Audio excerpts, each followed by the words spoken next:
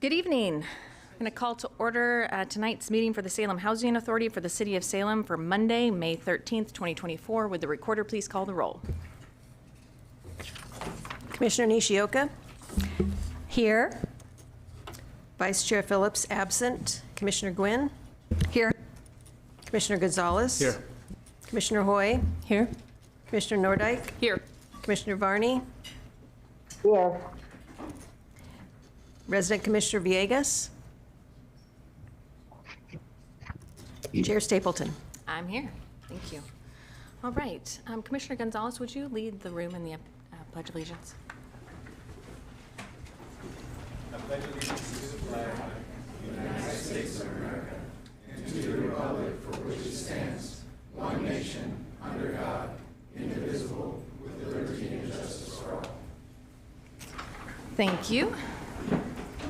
All right. Tonight, I'm asking Commissioner Nishioka to help me out since we have a guest with us today instead of Commissioner Phillips. So, welcome. It's good to have you. Do we have any additions or deletions to the agenda tonight? We do not. Thank you so much. Do we have anybody signed up for public comment? Thank you. All right. Commissioner Nishioka, the consent calendar. I move to approve the consent calendar. Second. Moved by Nishioka, seconded by Gwynn. Would you mind reading what's on the consent calendar for us? Thank you. We have the minutes from April 22nd, 2024, the draft Salem Housing Authority minutes, and the resolution 3.3A, the revised Section 8 administration plan, and that concludes the consent calendar. Thank you. And we do have staff here. I was wondering if maybe you could share with us why we're seeing this again, just so that the public is well aware of what's going on. Absolutely. So I know we just came on April 22nd to bring you a revised copy of the Section 8 administrative plan where we made one little correction, and we have another one. What happened here is that in implementing our moving to work activities, one of the things that we implemented is biennial recertifications of income, whereas we used to do them annually.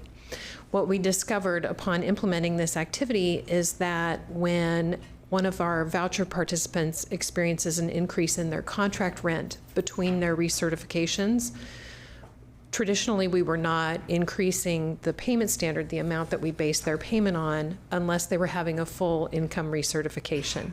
So this was causing an unintended negative impact to those families that were between recertifications. So we spoke with our HUD field office about how we could quickly pivot and be able to apply the most recent payment standard to that rent calculation when the owner requests an increase in the contract rent between recertifications. And they let us know this was the quick way to do it, was by adding a little line of text into our administrative plan that indicates we will apply the new payment standard at biennial recertification or when a contract rent increase is implemented. So that's what we're here to do today. Okay, so may it be noted that today, on the 13th of May, 2024, that government came back and fixed an unintended consequence. Yes, indeed. Okay. All right, we need a roll call. Commissioner Gwynn? Aye. Commissioner Gonzalez? Aye. Commissioner Hoy? Aye. Commissioner Nordyke? Aye. Commissioner Varney? Aye. Commissioner Nishioka? Aye. Vice Chair Phillips absent. Resident Commissioner Villegas absent. Chair Stapleton? Aye, motion passes. All right, we do not have any public hearings, special orders of business, or information reports, so we are adjourned.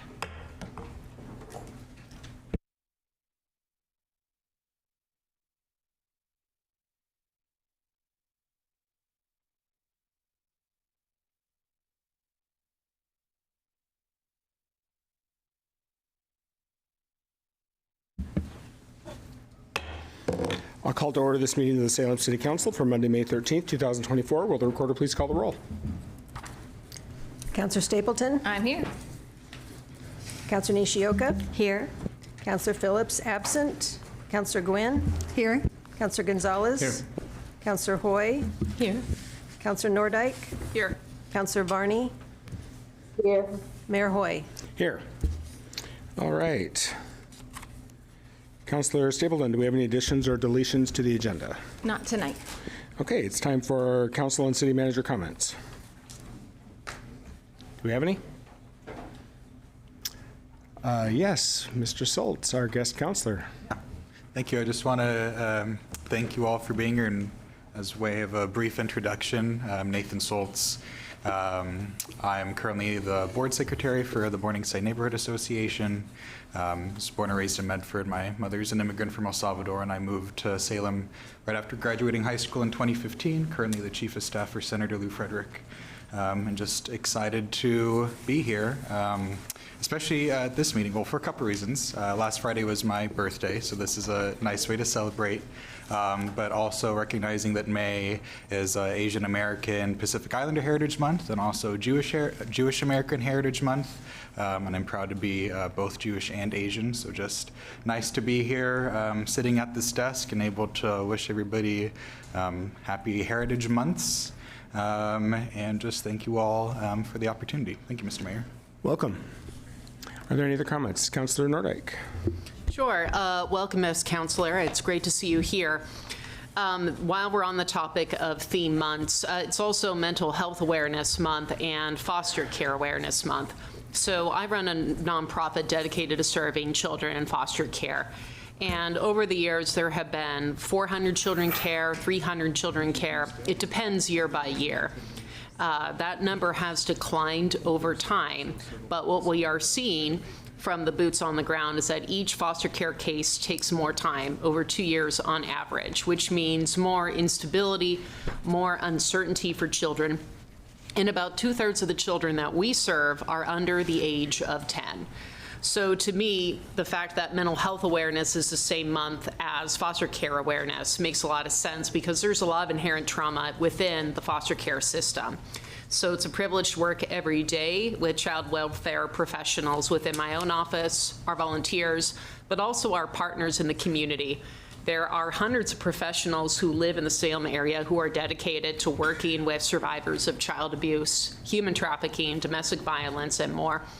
And many of them have had at least one day in foster care. Statewide, there are over 5,000 children who spend time, at least one day, in foster care. So the problem is very real, and it's not going away anytime soon. So I encourage you to educate yourself. Every year, the Oregon Department of Human Services puts out a data book with some very sobering statistics on what drives the foster care placements. To this day, some of those major concerns include substance abuse of the parents is high on the list as a reason for removing kids from care, but also mental illness within the family, incarceration of a loved one, homelessness. There are lots of different factors. And I'm reminded that as a city councilor, the city of Salem doesn't and has not caused a statewide crisis in homelessness or a statewide crisis in opioids or a statewide lack of affordable housing, or for that matter, a statewide homelessness crisis. And yet city officials like us are called upon every day to do what we can to address those needs. So I appreciate showing up with all my colleagues every day, because even though we may have the smallest purse strings and literally the least amount of legal authority in terms of who has the authority to change statewide laws, we are still called to act and to provide safety for all of our constituents. So that's my soapbox for that for this evening. And I'm very much looking forward to the presentation from Public Works. I hope at some point you do a wide pan of this room so that you can see all the bright orange vests on screen tonight. So thank you so much. Thank you, Councilor. Is there additional? Councilor Stapleton. Thank you. I had a couple of things that I wanted to talk about. First of all, a few of us went to the NESCA open house. They had one at the Jory Apartments, which was fabulous, and I wanted to thank staff for being there. There was several folks. Code Compliance was there. IRMA, of course, was there, because all things neighborhood are IRMA. So it was just really lovely to be there with staff. So thank you for representing the city there. Had a wonderful time connecting with neighbors. I also got to go last week on the bike bus ride. And sadly, the mayor was going to join me, but it had a flat tire on his bike, so couldn't. It was a bummer. But I got to go have fun. And of course, our Safe Routes to School coordinator, who is in the room, I think behind me, somewhere. There she is. Coordinated this, and it was fabulous. It was so much fun. I know the mayor has gotten to go to some of the different events that she's been hosting with some of the schools, and I did as well, and Counselor Varney. And it's just been great to see kids learning how to ride bikes at schools. It really has been fantastic. And speaking of that, I, if you don't know, am a co-founder of the Salem Bike Vision, and we are co-hosting the Ride of Silence, which is on Wednesday, where we ride to remember those folks who were lost their lives riding their bikes. And so that's this Wednesday. If anybody wants to join, please look for information online for that. And then lastly, I wanted to end on more of a sober note. I just wanted to acknowledge what was happening in Salem Kaiser Public Schools. And this week is a really hard week for us, especially parents of kids in the schools and people who work in the school system, knowing that we are cutting 400 positions this Friday is really,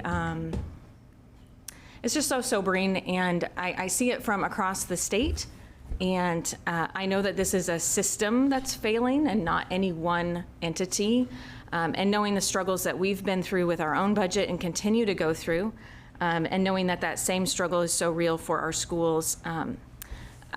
My heart just breaks for those who are going to be laid off and for the kids who are going to lose those teachers and counselors and other professionals that they hold dear to them. And just my heart is with those families this week, and just wanted to bring it here and acknowledge it. Thank you. Thank you, Counselor.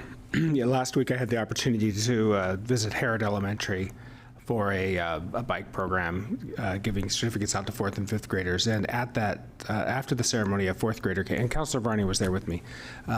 After the ceremony, a 4th grader came up and wanted me to answer a question for him because nobody else would tell him the truth about what was going on. And he wanted to know why his teachers were being laid off. So that was a really difficult conversation to try to explain our broken tax system to a 4th grader, but he appreciated, I think, me telling him the truth. So. Also last week, had the opportunity, along with Councilor Nishioka, to attend our Kawagoe Sister City dinner. We have the longest standing sister city relationship with a city in Japan of any in the United States, and that's always a great event. I was really proud to go to that meeting, or to that dinner, and honor some great volunteers who do a lot of great work. So thank you. Are there any other comments? Councilor Nishioka. Thank you, Mayor Hoy.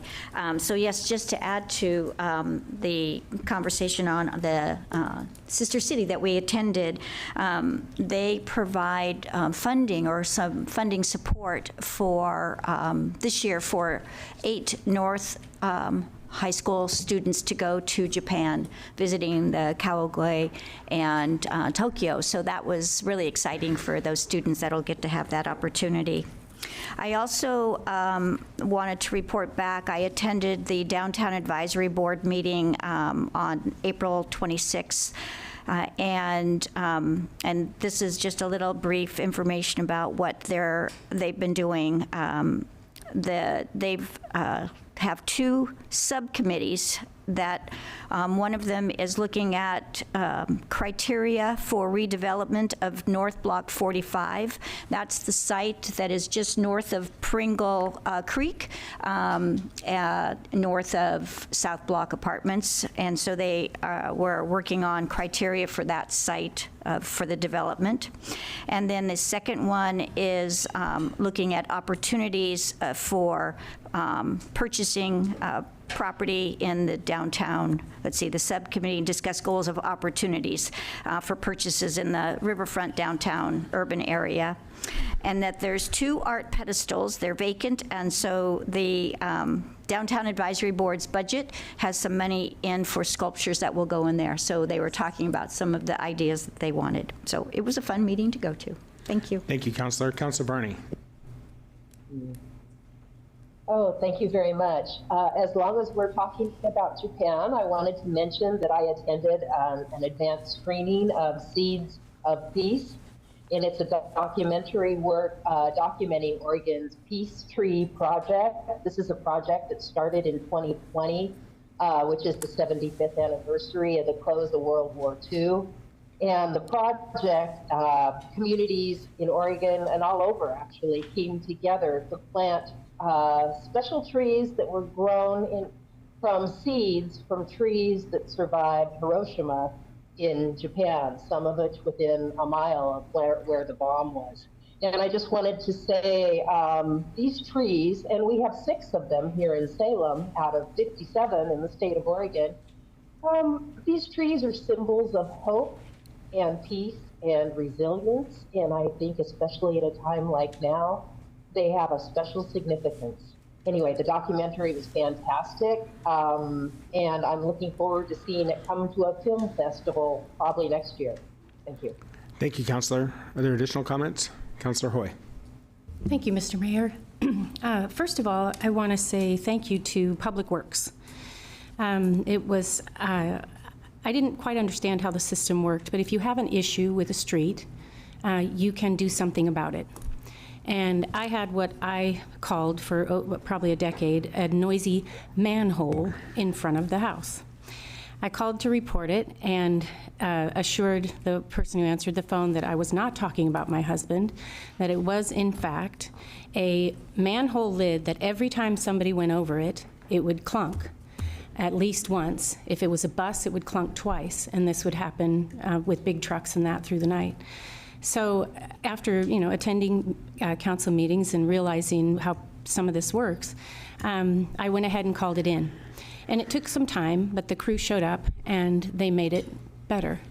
Then the crew realized, and the particular person I want to thank is named Mike Noteboom.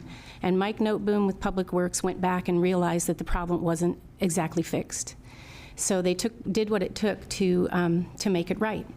When I returned home from that day, there was a handwritten note from Mike Noteboom that said, "We noticed a couple of concerns on the sidewalk in front of your house. I left cones to cover those, to mark those so that you can fix them before somebody has a problem." And first of all, it was a handwritten note with beautiful handwriting, and I couldn't believe it. Second, it did give my husband time to get out there and get those things taken care of. So we have a neighbor who's suffering from addiction and mental health issues and tends to pick up cones from construction areas and bring them home.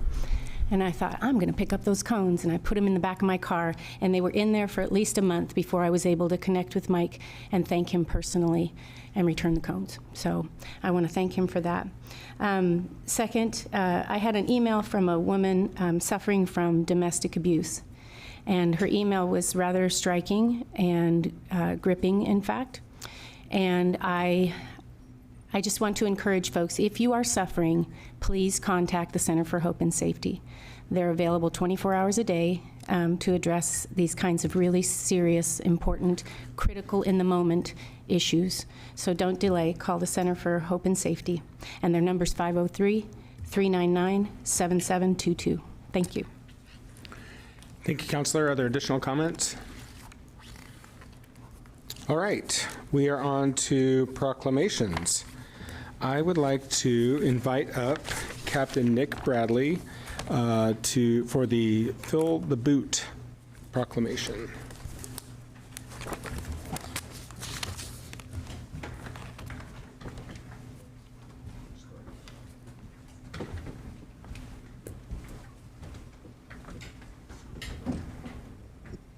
All right.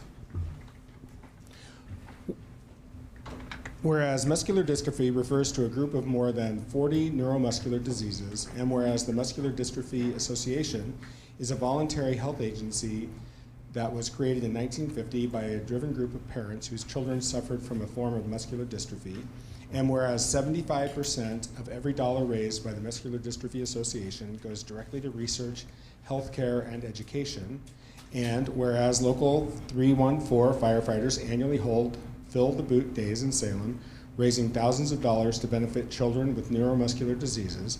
And now, therefore, I, Chris Hoy, Mayor of the City of Salem, on behalf of the people of Salem, offer our best wishes to those living with neuromuscular disease and to hereby proclaim May 22nd and 23rd, 2024 as Fill the Boot Days in Salem, and encourage all people to participate by dropping money in the boot outside the Salem Fire Department headquarters at 370 Trade Street Southeast, dated this 13th day of May 2024.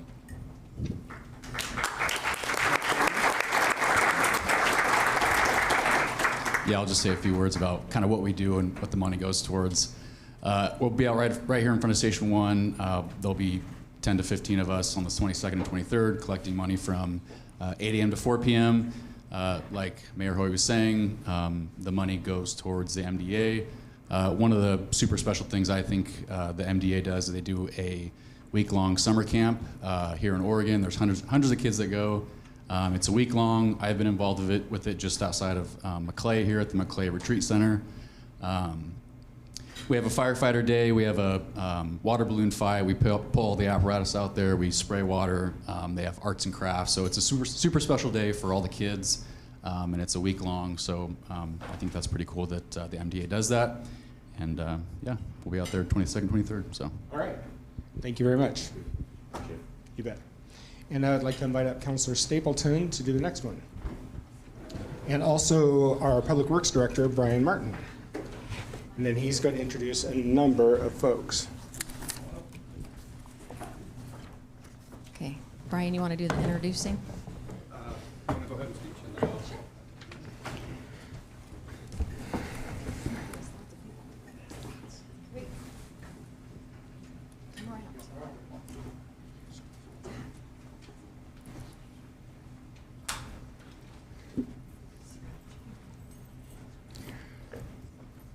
Okay. All right. Whereas public works professionals focus on infrastructure, facilities, and services that are of vital importance to sustainable and resilient communities, and whereas it is the mission of the Salem Public Works Department to provide reliable infrastructure and dependable public services that promote and protect the health, safety, and welfare of our community, and whereas Salem Public Works employees construct, maintain, and operate the infrastructure necessary to live and thrive in an urban environment, including streets, sidewalks, and traffic signals, drinking water, stormwater conveyance facilities, and green stormwater infrastructure, and wastewater collection and wastewater treatment facilities. And whereas the quality, reliability, and effectiveness of these facilities is dependent upon the skills and efforts of public employees and the support provided by city officials. And whereas the Salem Public Works Department was recognized by the American Public Works Association and received accreditation in 2020, reflecting a standard of excellence in the field. And whereas the year 2024 marks the 64th annual National Public Works Week sponsored by the American Public Works Association, now, therefore, Chris Hoy, the mayor of the city of Salem, does proclaim May 19th through the 25th as Public Works Week, dated this day, the 13th day of May 2024.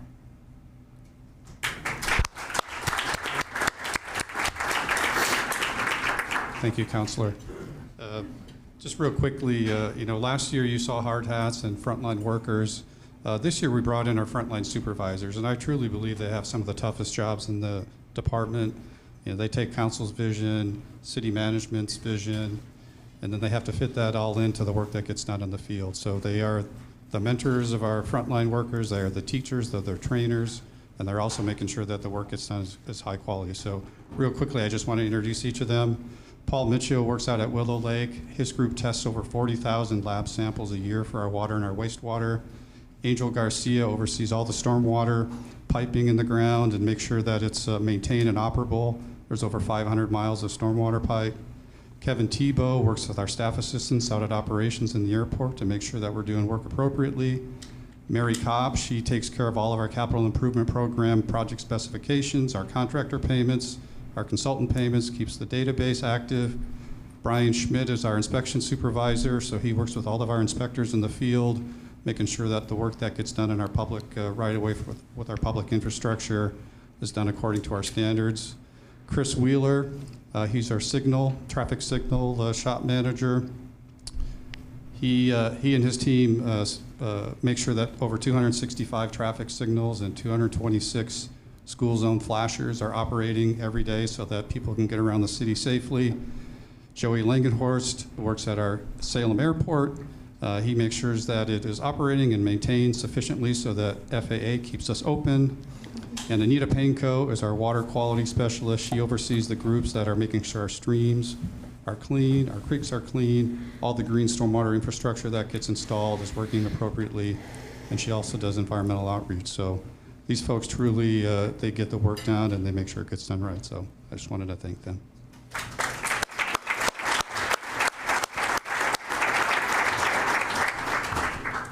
That microphone's just about out of battery. All right. Great to see all the first line supervisors out here tonight. Thank you. Thanks for coming. And let's see, we have no presentations, so we are on to public comment. As a reminder, you have 3 minutes. When you step up to the microphone, be sure that the green light is on. Press the button if it's not, so it comes on. Introduce yourself and either your address or your ward. And you have 3 minutes. When the yellow light starts to flash, that means you have a minute left. When the red light comes on, that means your time is up. As a reminder, we want to be respectful when people are talking and allow each person their chance to speak. So we will start with Lyle Schellenberg.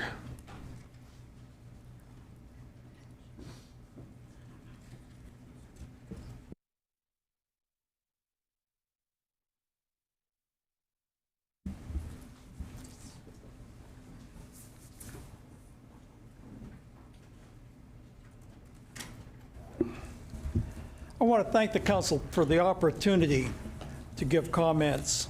And I'm giving comments today on the tax relief for Deacon's Development downtown. Could you be sure and introduce yourself and either your address or your ward, please? My name is Lyle Schellenberg. I'm a retired contractor, and I live in Salem's 4th Ward.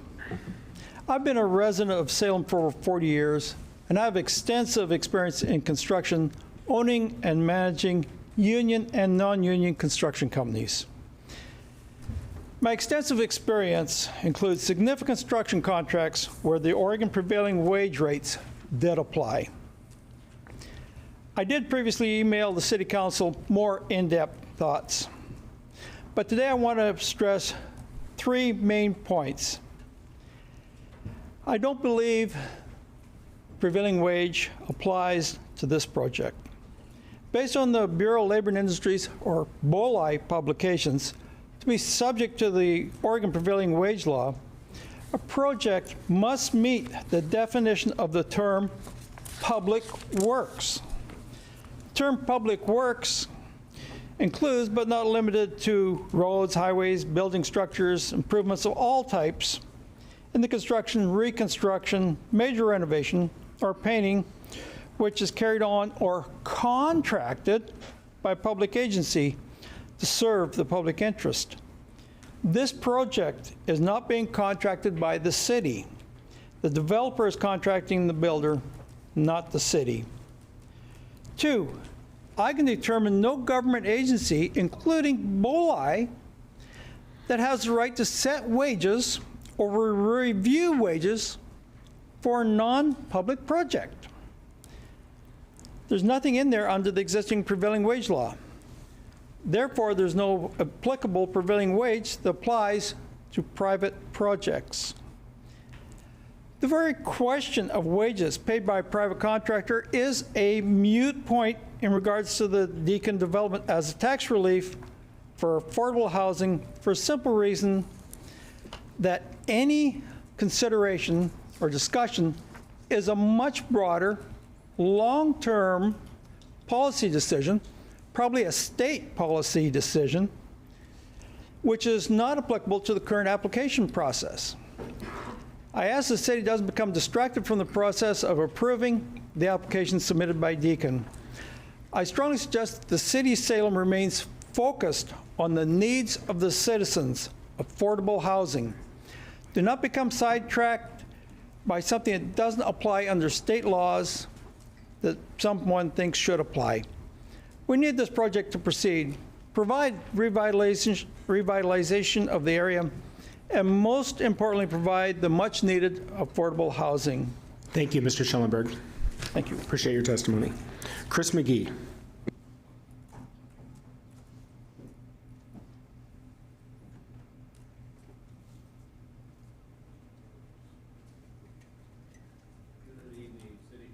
Could you hit that button and turn the green light on for me? There you go. Thank you. Good evening, City Council. My name is Chris McGee. I'm a special representative for the Western State Regional Council of Carpenters.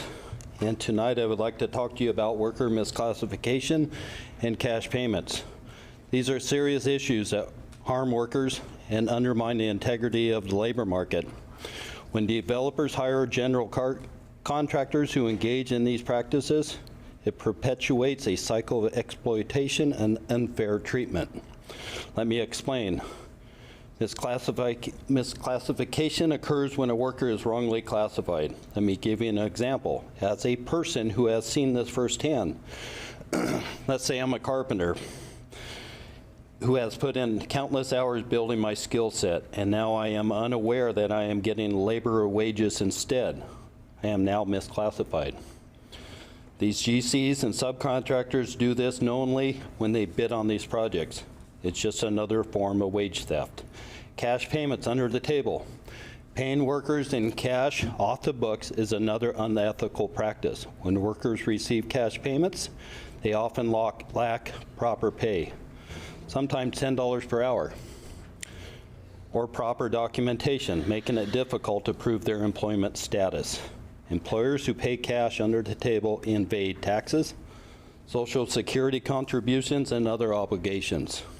You might ask how a carpenter could even afford to live in a place with these wages and no documentation that he just helped build. The answer is they can't.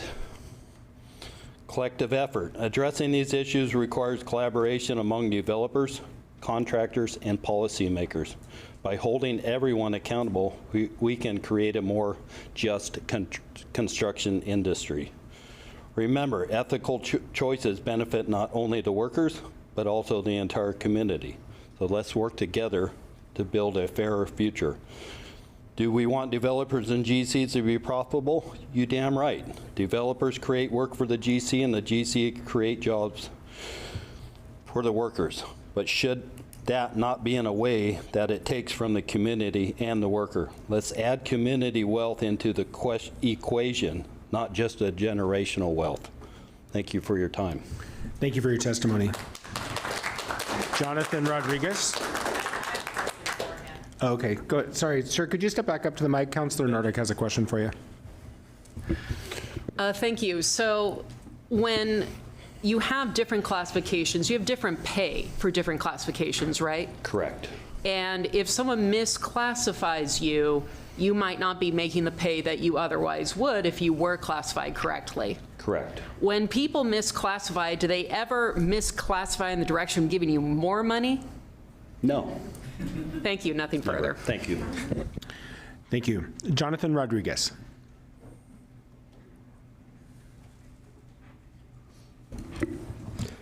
Good afternoon, everyone. Buenas tardes todos. My name is Jonathan Rodriguez. I'm a third-generation carpenter, and today I want to address a troubling issue that's plaguing the carpentry industry. The corruption of the carpenters through tax, fraud, getting cash pay, not getting paid for months, and hidden fees. These practices not only harm the individuals involved, but also tarnish the reputation of the profession.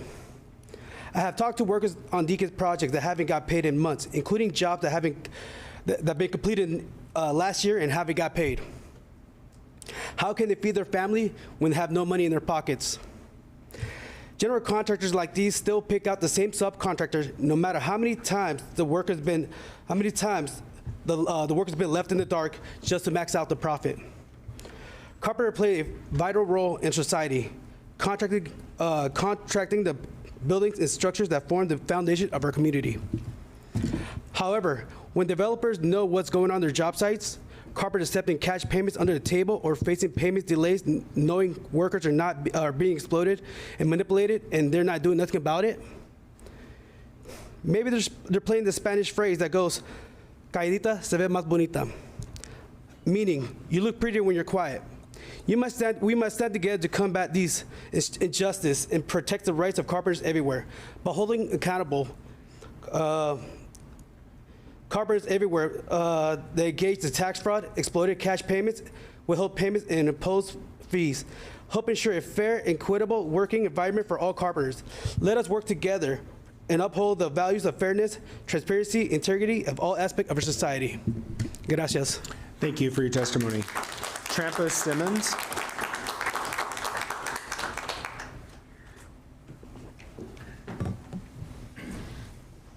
Good evening, Mayor, City Council. For the record, my name is Trampas Simmons, and I work out of Ward 6. We're discussing an important topic tonight, whether to give developers tax breaks, even though they hire criminal contractors. Let's dive into the reason why this may be problematic. Number one is our ethical concerns. Developers who knowingly hire contractors that utilize labor brokers, they pay in cash if they pay at all. There may be prioritizing cost and savings over other ethical considerations. By granting tax breaks, we inevitably endorse this behavior, perpetuating a cycle of exploitation. Goes to public safety as well. Contractors play an integral part in building our infrastructure, from roads to buildings. Their work directly impacts public safety. When developers cut corners, hiring contractors that can't even follow simple state and federal laws pertaining to payroll, what makes you think they're going to follow your building codes? Tax breaks incentivize cost-cutting measures, which can lead to unfair wages and poor working conditions for the workers. Developers should prioritize fair employment practices and invest in skilled and trained workforce. You have seen the videos that I talked about the last meeting, those of you that wanted to see them. And what I said was true. Now you have a tough decision before you tonight. Are we going to allow a developer that has a history of not caring about the local workforce? Are we going to give them a tax break? Or you can stand up and demand labor standards on this project. You know, and all projects that you give a tax break to. That way you will be able to protect your local workforce and build community wealth. This will also send a message to all cheating contractors that if you're going to cheat, don't come to Salem. Thank you. Thank you for your testimony. Steve Deacon.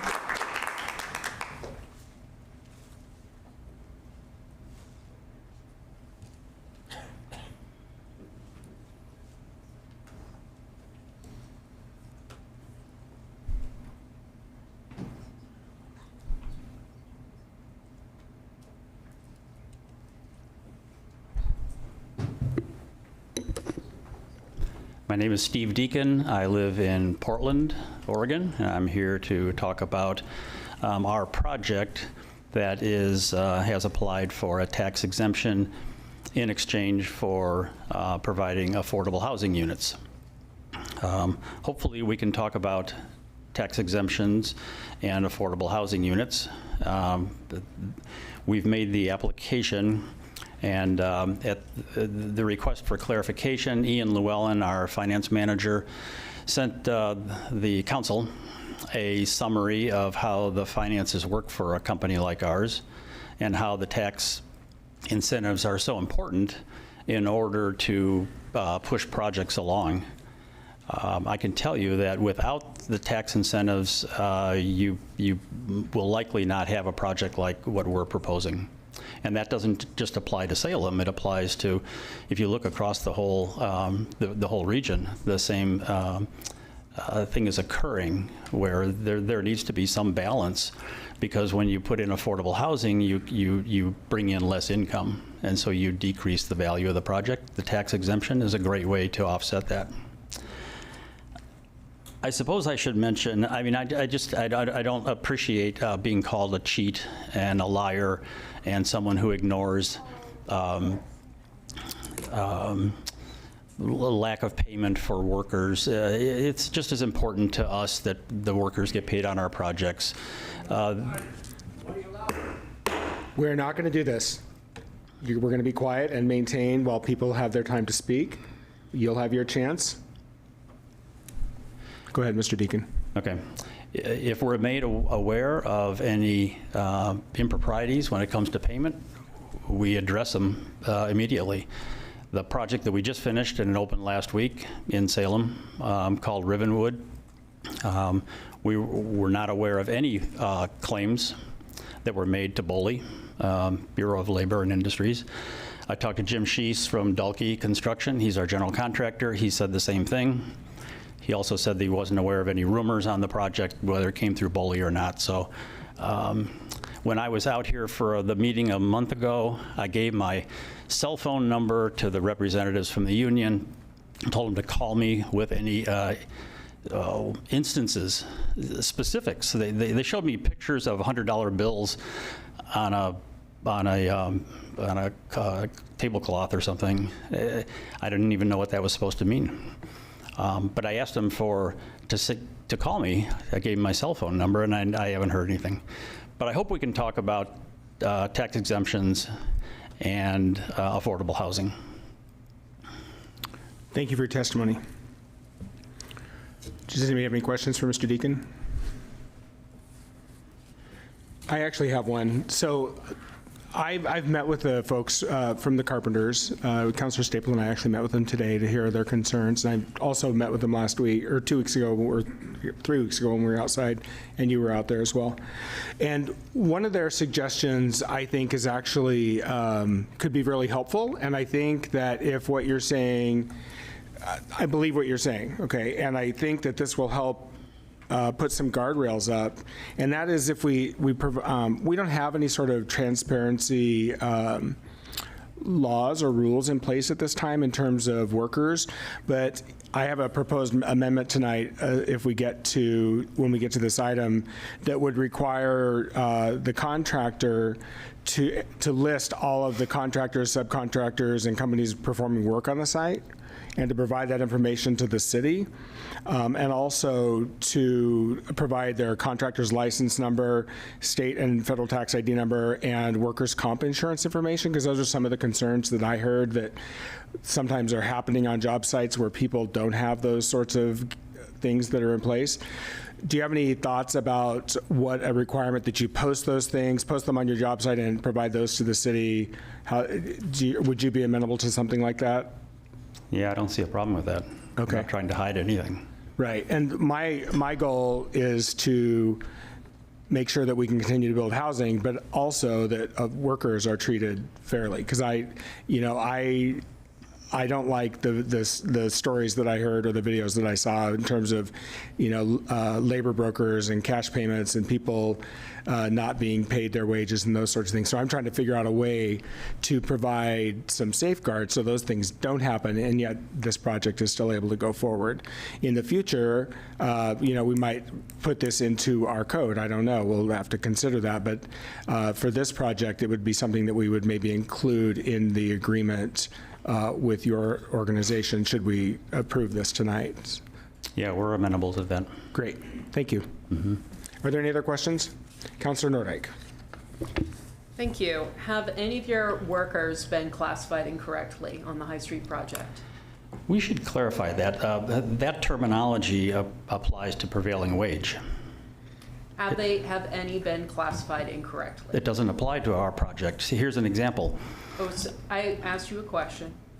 Have there been any misclassifications of workers on the project? We don't have classifications of workers on the project. It's not a prevailing wage project. It's a non-prevailing wage project. The term classification doesn't apply to a non-prevailing wage project. I'll give you an example.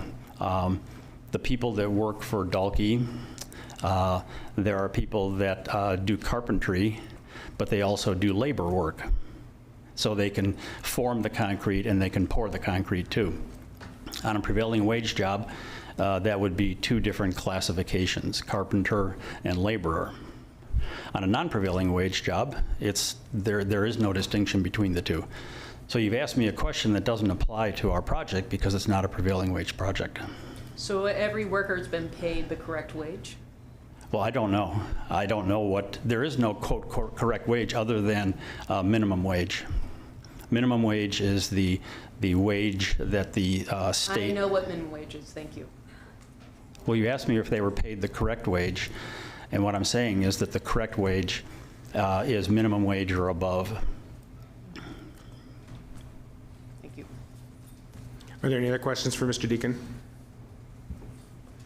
Thank you. Beth Schmidt.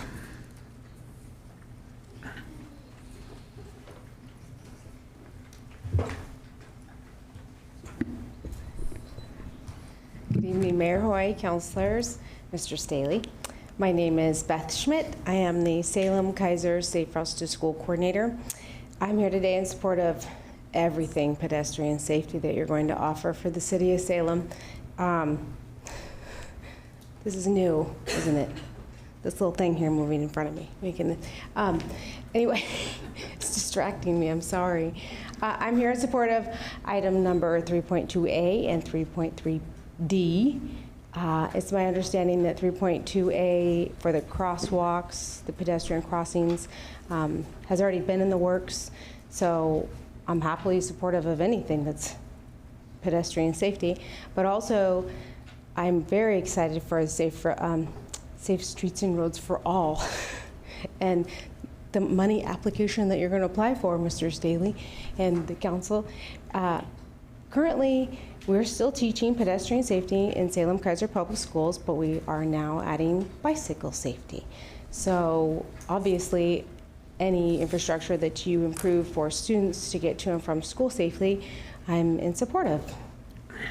That's it. Thank you for your testimony. Jim Sheese.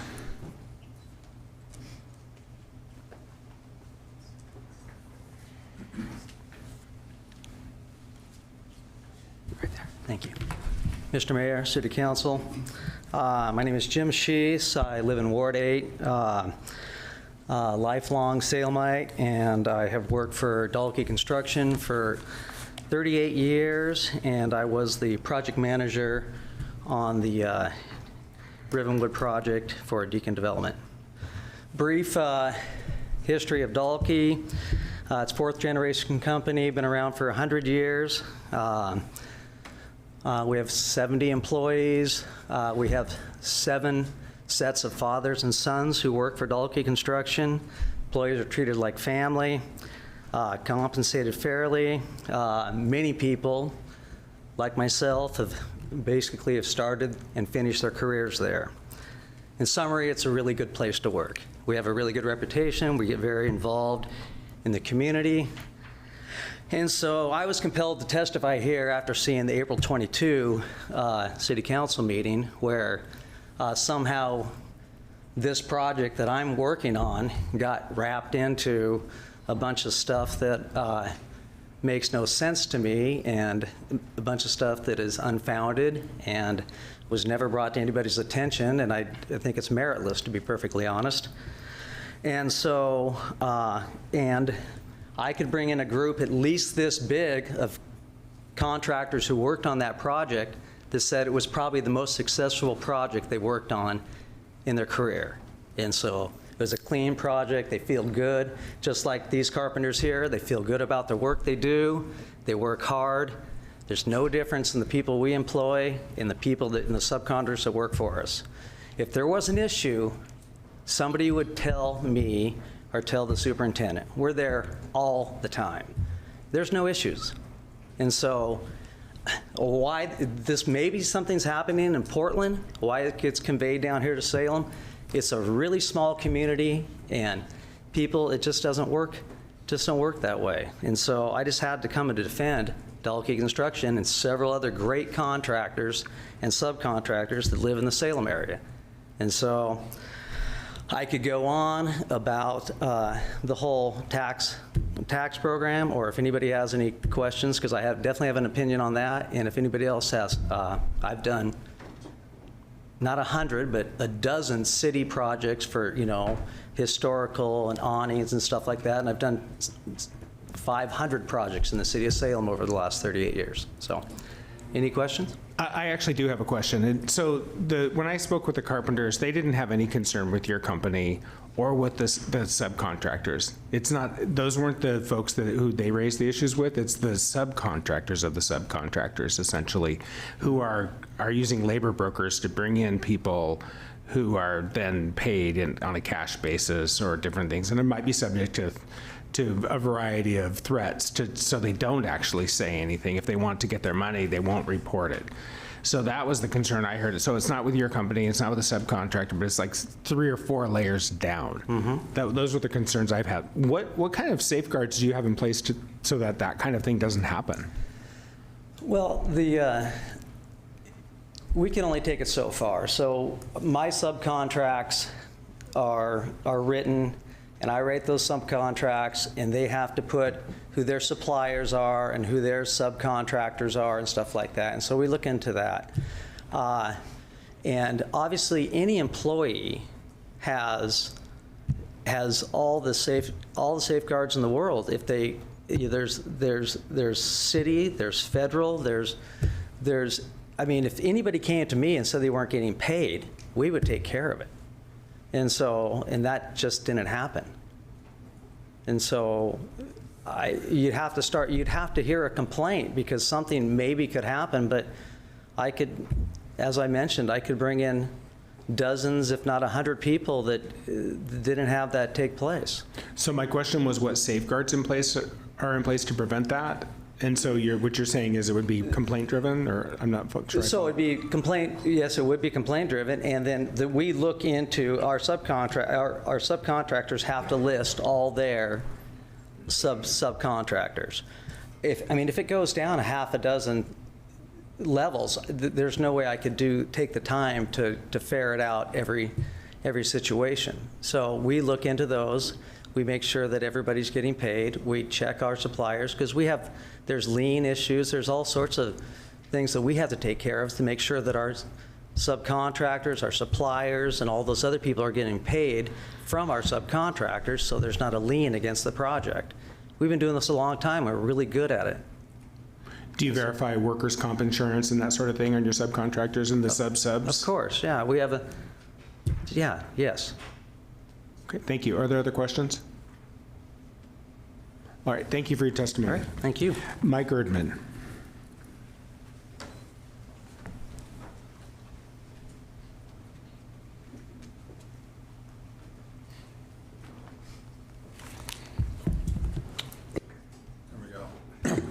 Got it?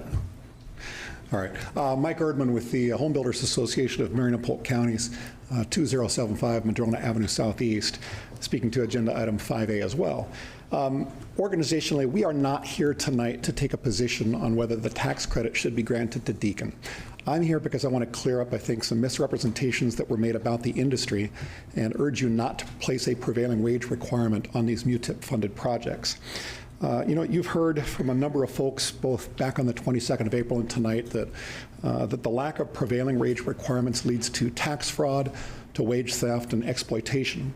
And that seems to imply that non-union contractors somehow engage commonly in those practices. And that simply is not the case. I'm not going to tell you that wage theft never happens, because it happens in construction on occasion like it does in most other industries. But what I'm going to tell you is that it's very, very uncommon. And unfortunately, there are a lot of worker protections in place in construction that don't exist in many of these other industries. Of course, the Bureau of Labor and Industries has a worker protection fund to cover workers that go unpaid. All licensed contractors are required to carry a surety bond with the Construction Contractors Board that can be tapped by somebody who is unpaid. So that protection is there that doesn't exist in other industries. The Contractors Board conducts field enforcement where they show up unannounced on job sites to verify the compliance of the contractors on those sites for the licensing requirements, workers' comp insurance, tax payments, all of that. And they share that information with the Oregon Department of Revenue and the Insurance Division. And of course, I would urge the Carpenters Union or anybody else, if they're aware of violations, report them to the regulatory bodies that are in charge of that. The protections are in place. So again, I want to stress that as an industry, we're vehemently opposed to those that may engage in that kind of practice, because our legitimate contractors have to compete with those folks. And so we won't stand for that. We encourage our members to report it if they see it. And I'd encourage the carpenters or anybody else to do the same thing. So again, we are not taking a position on the tax incentives for Deacon, but I want to urge you not to place a prevailing wage requirement on projects that have this MUTIP incentive. I think it'd be very bad for the city. It could drive up costs to the point where the development won't happen. I think we heard that from the developer, certainly at the last council meeting on the 22nd. And if those projects don't happen, then the city misses out on that badly, badly needed affordable housing in the downtown core. And of course, the addition of putting additional downtown residents and the like in that downtown core, where the presence of those folks is vitally important for the vibrancy of downtown. So thank you very much for your time. Thank you for your testimony. Tom Hoffert.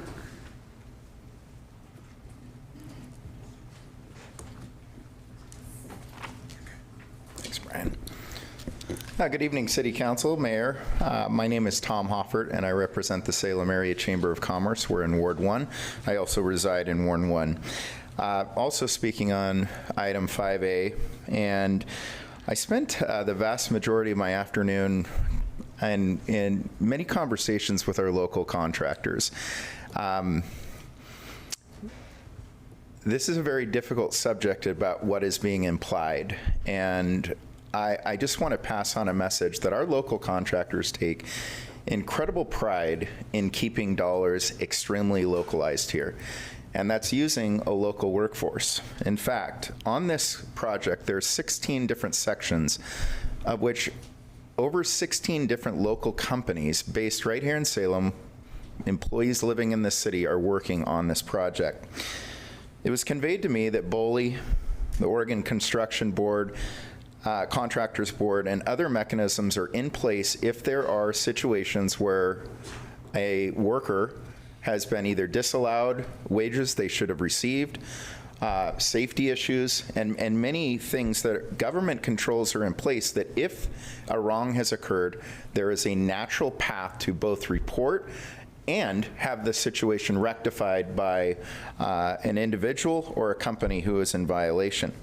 Our organization really believes that the MUTIP tax incentives are by design to encourage great new development that is badly needed in our downtown core.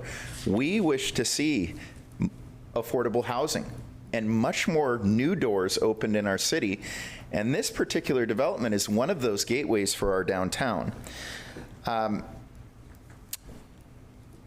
I would close in just saying that we feel this is a strategic investment that our city is making, and we actually would like to see more of such investments, not less.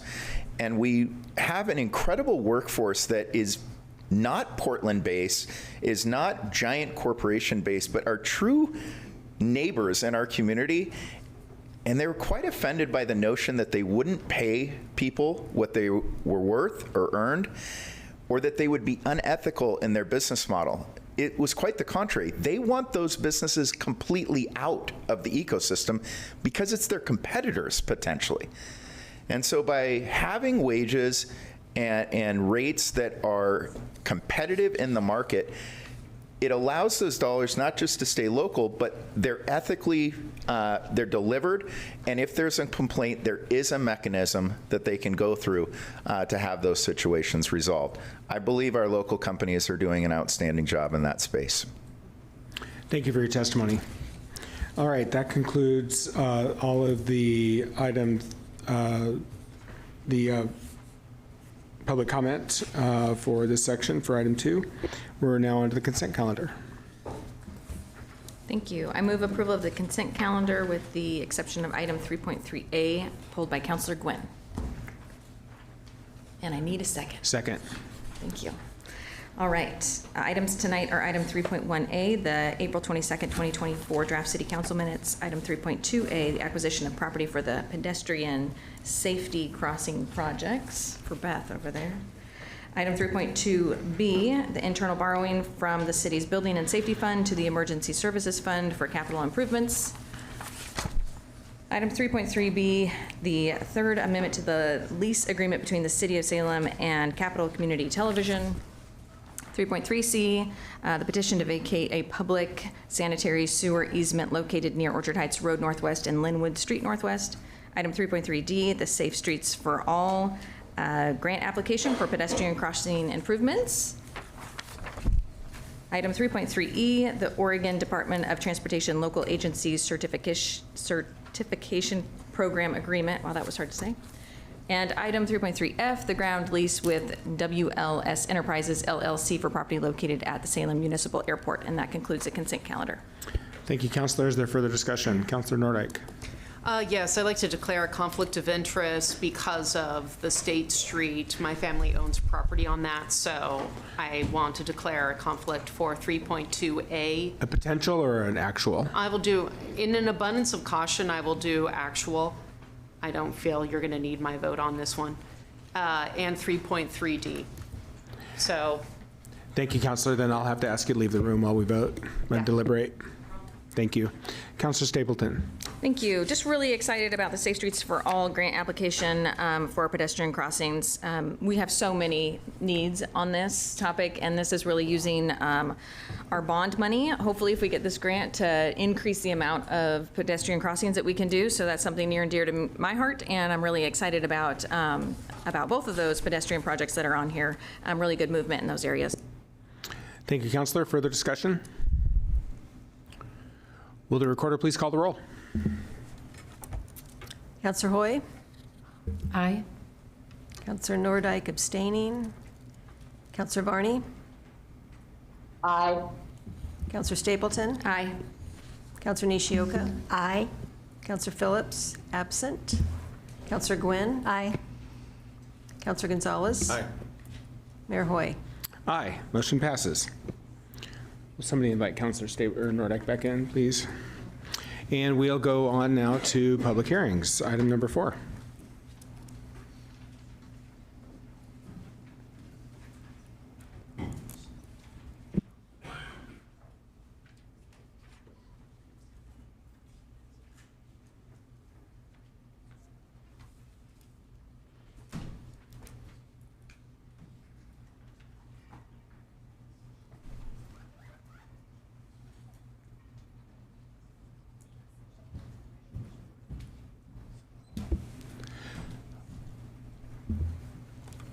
The Salem City Council will now conduct a public hearing to consider review of an appeal of the Planning Administrator's decision approving a 405-unit multifamily residential development, urban growth area preliminary declaration, Class 3 site plan review, Class 1 and Class 2 adjustments, Class 2 driveway approach permit, Class 1 design review, and property line adjustment. Case number UGA SPR ADJ DAP DR PLAS 24-03 for property located at 4650 Hazelgreen Road Northeast. The criteria applicable, SRC 200.025D for the urban growth preliminary declaration, SRC 220.005F3 for the Class 3 site plan review, SRC 250.005D2 for the Class 2 adjustment, SRC 205.005D1 for the Class 1 adjustment, SRC 804.035D for the Class 2 driveway approach permit, SRC 225.005E1 for the Class 1 design review, and SRC 3.0.005D for the property line adjustment. Testimony, arguments, and evidence must be directed towards the applicable criteria or other criteria which the person believes to apply to the decision. A failure to raise an issue accompanied by statements or evidence sufficient to afford the decision maker and the parties an opportunity to respond to the issue should preclude appeal to the Land Use Board of Appeals on that issue. A similar failure to raise constitutional issues relating to proposed conditions of approval precludes for action and damages in circuit court. The hearing will be conducted with the staff presentation first, followed by testimony from the following. The applicant is limited to 10 minutes. The appellant is limited to 10 minutes. Other interested parties are limited to 3 minutes. Applicant's rebuttal is limited to 5 minutes and is limited to matters which are introduced during the public hearing. Thank you. I'll now open a public hearing on what I think is our most complex case number ever. And I see Mr. Pankow has joined us at the lectern. Mr. Pankow, you are up. Thank you. Good evening, Mayor Hoy, members of council. My name is Aaron Penko with the Planning Division, presenting before you tonight the appeal for a multifamily development proposal for property at 4650 Hazelgreen Road Northeast. I request that the presentation, staff report, attachments, and an email that was received today all be included in the record for this case.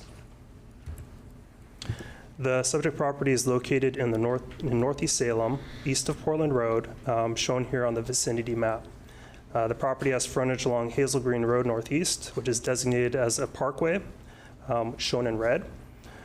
Kale Street Northeast is located to the south and is designated as a minor arterial, shown in blue. And 49th Avenue is located to the east and it's shown in orange. It's a new collector street that links Hazelgreen and Kale that was constructed with the North Star subdivision. The subject property is split zoned MU1, mixed use designation. It's shown in the purple at the northwest corner, and RM2, multifamily residential, shown in orange. The proposal includes development of a new multifamily residential apartment complex. Multifamily residential uses are allowed as an outright permitted use in both the MU1 and RM2 zones. The property abuts PA zoning to the west, public amusement. This is the site of a 45-acre future city park, Hazelgreen Road Park. The property abuts land zoned single-family residential to the south, shown in yellow. And abutting to the east is property that's currently outside city limits in Marion County, which is occupied by a newly constructed RV storage use. Across Hazelgreen Road is property that's outside city limits, occupied primarily by single-family dwellings. The subject property is approximately 15.6 acres in size. There was a single-family dwelling and outbuildings on the site that were removed from the property in 2023. The site is currently vacant. And this photo is taken from Hazelgreen Road, looking east towards the property, and you can see the RV storage use there in the background. And this photos were taken from Lunar Street at the southern end of the property, looking north towards the site. The proposal includes the following applications: an urban growth preliminary declaration. This is needed for determining the required public facilities to serve the proposed development. A Class 3 site plan review and Class 1 design review for development of the 405-unit 33-building complex. The site includes associated amenities and improvements, including recreation areas, parking, and landscaping. Several adjustments were requested to both minimum and maximum building setbacks and vehicle use area setback requirements. Adjustments to the screening requirements adjacent to single-family zone property, including the requirement to construct a decorative 6-foot-tall fence and plant trees, and to eliminate the window placement requirement for certain habitable rooms. Property line adjustment was also requested to remove an existing lot line on the site. And this is the northern portion of the proposed development site, including property that's in the MU1 zone here at the corner of Hazelgreen and Lunar. Let's see. In the MU1 zone, setbacks adjacent to the street are required to be minimized. So proposed buildings 3, 4, and 5 at that corner of the intersection are going to be a little closer to the street than the other buildings that are a part of the complex. And this is the southern half of the site. Lunar Drive, a new local street, will extend from its current terminus at the southern property line and will continue to Hazelgreen Road Northeast. The southwest portion of the site plan includes one multifamily residential structure, proposed building 33, and associated parking for that use. Along the southern boundary of the property, or the right-hand portion of the screen here, there is a Bonneville Power Administration easement with a total width of 125 feet. The easement overlaps the subject property and abutting residential subdivision to the south, with approximately 16 feet of the easement occurring on the subject property and the remaining approximately 109 feet within the single-family subdivision. Within the BPA easement, there are restrictions on what type of vegetation may be planted and restrictions on the construction of buildings, structures, including fencing.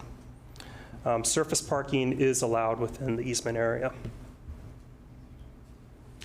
An appeal was received from a neighboring property owner with objections to an adjustment that was granted to the screening requirements for multifamily uses, including a decision removing the requirement for installation of a 6-foot-tall side screened fence and the planting of a minimum of 1 tree per 30 linear feet of frontage between the abutting single-family property. The concerns were specific to the western portion of the site with proposed Building 33 and the associated off-street parking area. The Salem Revised Code requires multifamily residential uses to be screened and buffered from single-family residential uses with a combination of maximum building height, minimum setbacks, fencing, and planting of trees and landscaping. In this case, the BPA easement creates a unique situation in that fencing and trees are not permitted to be installed in the area adjacent to a common property line where this type of screening would typically occur. Looking at the plans, the red highlighted area represents the easement. On the eastern portion, fence placed outside the easement area would limit common private and open space available for buildings 26 and 27. With little space available between the easement and the buildings, trees planted here would also interfere with the open space areas and may conflict with the buildings as they grow and mature. On the eastern portion of the site, an off-street parking, or the western portion of the site, an off-street parking area is proposed along the southern property line and in the easement area. Surface parking is permitted in the BPA easement, and the parking area complies with minimum setback requirements to the property line. Fence and trees cannot be placed in the easement area or in the parking area. If the fence and trees were to move further north in the north side of the parking lot, they may do little to serve their intended purpose and may require significant revision and site reconfiguration.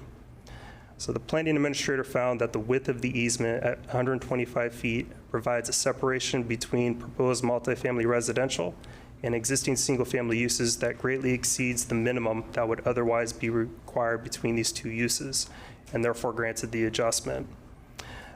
Since receipt of the appeal, the applicant has been negotiating with BPA to seek some limited variances to the CC&Rs to permit them to install fencing and trees within the easement area on the western portion of the site. Staff understands that BPA has responded and is agreeable to the request for a fence, but will not allow any trees to be planted in the easement area. The applicant has also indicated a willingness to accept that the City Council place a condition of approval on this application, requiring construction of that fence. Staff is recommending that the Council affirm and modify the Planning Administrator's decision to include a condition of approval that was offered by the applicant to install a 6-foot-tall decorative fence in the western portion of the development site. And this concludes my presentation. Thank you. Thank you. We will now go to the appellant. We'll go to the applicant first. So if the applicant would like to come on up, introduce yourself. You have 10 minutes. I do have a brief presentation if I can get some help. Sure. Good evening. My name is Zach Pells. I'm a land use planner with AKS Engineering and Forestry, and we're located at 3700 River Road North. Say your name one more time, please. Zach Pells. Thank you.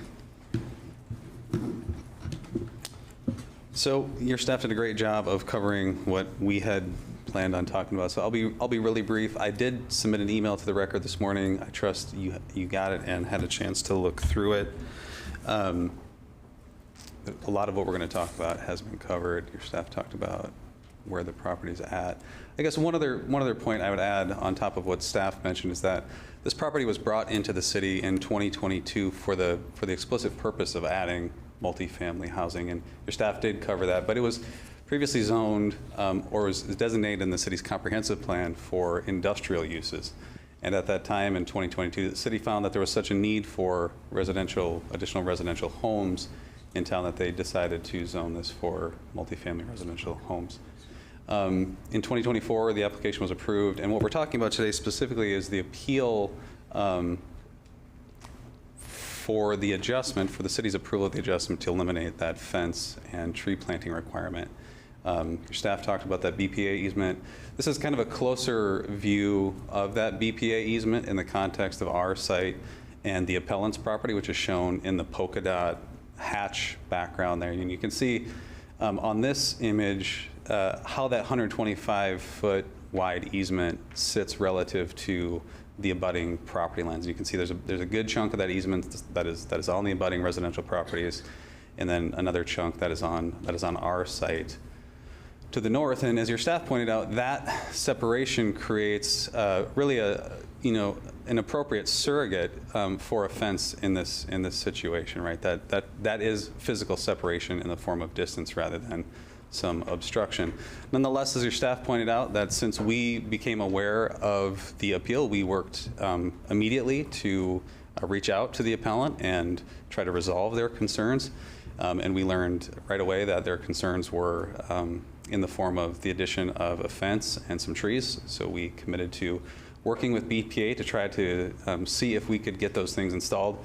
And we found out just last week, as your staff also pointed out, that BPA was agreeable to the fence but not the trees. And so we're committed to putting that fence in, and we are agreeable to a condition that would require a fence in that location that's been approved by BPA. And we think that with the addition of that fence, that should resolve the appellant's concerns. Will the fence be on the property line? The fence will be set just behind the property line to preserve some room for landscaping on the south side. So we still want to have, I'll show a quick graphic here of what we're looking at. So the plan that was approved by staff showed laurel hedge and some creeping mahonia on the south property line. We would just add a fence behind those two things. So there's that physical fence along with an attractive dual row of hedges. One other point, I think, and your staff also mentioned this, but just to put it into context, this purple box on the screen in front of you shows the typical separation between a multifamily home and a single-family home in this context. And that's about 50 feet, accounting for the different setbacks for the multifamily and single-family homes. And here you can see we've got more than 180 feet between these homes. Again, we feel that that separation alone provides that buffer that your zoning ordinance talks about. But again, with the addition of the fence, we feel very confident that the appellant's concerns should be resolved. I think your staff did a good job of covering everything.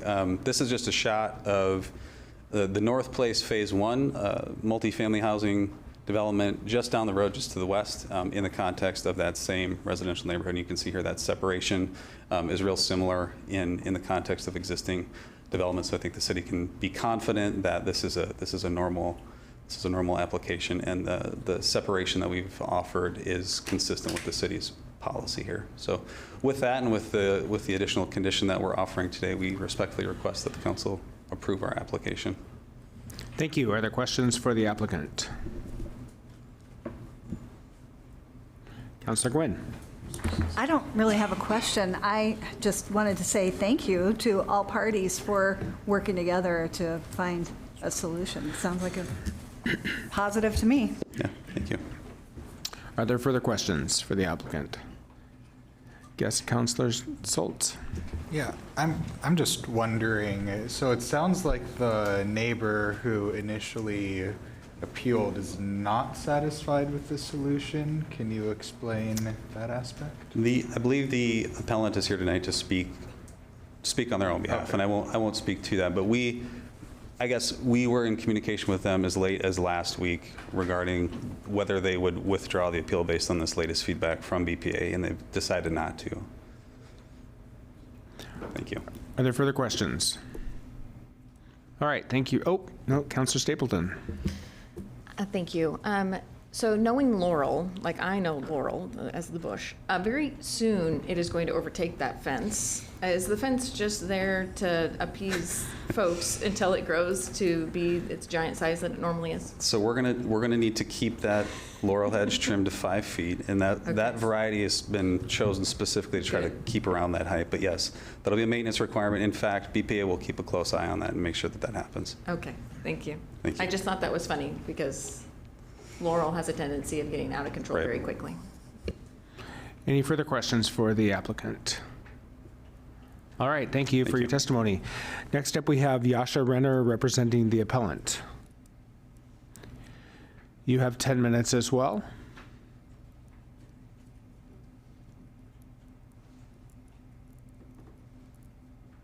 Hit that green button for me. Introduce yourself.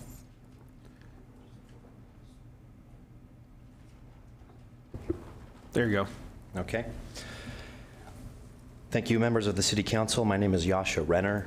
I'm a lawyer from Silverton, and I'm representing today the appellant, Mr. Schulke. Stephen Schulke is here with his wife. And I want to thank the planning administrator for his presentation and for his team's careful review of the application by the developer for this multifamily, multiple-story development. However, I think a mistake has been made, and we appreciate the efforts that have been made thus far to remedy the first portion of that mistake. And in that regard, of course, we would happily, concede, accept the fence, the 6-foot fence.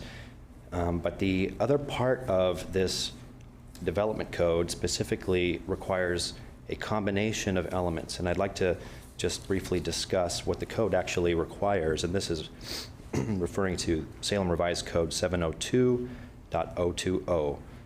And this is pertaining to the landscaping requirements. And there are 2 requirements. And it says that a combination of landscaping and screening shall be provided to buffer between the multiple family development and the abutting RA or RS zone property. And so we've discussed the fencing requirement, and the fencing requirement has evidently been conceded on that issue. And so we're looking for now, to get the trees.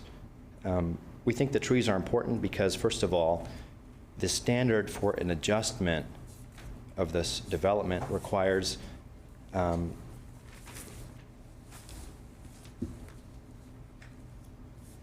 that the adjusted development be equal or better. And so our position is that this development code specifically requires a combination of 2 elements, the one being a 6-foot tall fence made of durable material, and specifically gives examples of wood, stone, rock, brick, durable materials. And then beyond that, in addition, we have a minimum of 1 tree, not less than 1.5 inches in caliper, for every 30 linear feet of abutting property width. And just take a moment here to discuss the BPA easement briefly. Your staff report actually concurs with our position on this easement, which is it's a private easement, and the development code supersedes private rights. The City of Salem has adopted an ordinance that states that this development ordinance applies, notwithstanding the BPA easement. So a lot has been discussed about the BPA easement today, but it's ultimately immaterial for purposes of application of this code. So we're asking for the trees as well. The easement rights are not enforceable because of the development code here. So that's we don't believe that the adjustment the standards for adjustment have been properly met in that combination of man-made elements plus a natural design feature hasn't been satisfied. We would ask that the council require those trees. Thank you. Thank you. Do you have anything further? Or was that it? No, that's it. Okay. So I have a question for you before you step away. Oh, yeah. So you mentioned a combination of factors that could form the buffer, and you're getting what was 125 feet, a fence, and 2 hedges. You don't feel like that combination meets the spirit of the code? Well, so the distance between the abutting properties is not relevant under the applicable standard. It doesn't discuss, doesn't require that. It doesn't speak to the distance between the abutting properties. It speaks to a combination of a site obscuring fence, specifically excluding, fences like chain link where you can see through. So you have to have that complete site obscuring, and moreover, it has to be decorative. A hedgerow is not a decorative, doesn't contain any decorative element to it. So the distance, our position would just be that the distance there is not relevant under the standard. So we need to look at the standard specifically and the adjustment that's been granted to see whether that it's equal or better. Okay. Are there additional questions? Councillor Stapleton. Thank you. Is the client's main concern that they don't want to see the multifamily housing? Mr. Schulke doesn't want to see it. He's also concerned about lights from the parking lot that is, 10 feet away from his home. There's a hill that goes away, that moves up. So, theoretically, the lights would be shining down into his backyard. He can't build anything in the easement area himself. So he's relying. No comments from the audience, please. It's my client speaking. He's relying on the enforcement of this standard that the City Council passed to essentially provide the requisite buffering that is called for in this standard, and we believe that the. I'm sorry. Am I speaking to your question? Yeah. You said you are. yes. So you repeat the question. Oh, I was just wondering if the client's main concern was not wanting to see the multifamily housing. Yes, and see it, and also concerns from, activity. Not only parking activity, lights, nuisance type activities. I use that in quotes, but potentially other traffic, human traffic, and things like that. Garbage, on a windy day, maybe cups and things floating into his backyard. Again, the fence will resolve those issues, but the trees, that also adds a beautifying element to the city that will be absent, we believe, with a hedgerow of, as the councilor mentioned, of a plant that needs to constantly be maintained. Trees are obviously much more beautiful than a hedgerow of laurel. Thank you. Are there any additional questions for the appellant? Yes. Councilor Nishioka. Thank you. The question may be more for our city staff, in the sense the question is about the trees. It's my understanding. This is a chance for questions for the appellant. We'll have a chance for questions for staff later. I'll wait. Thank you.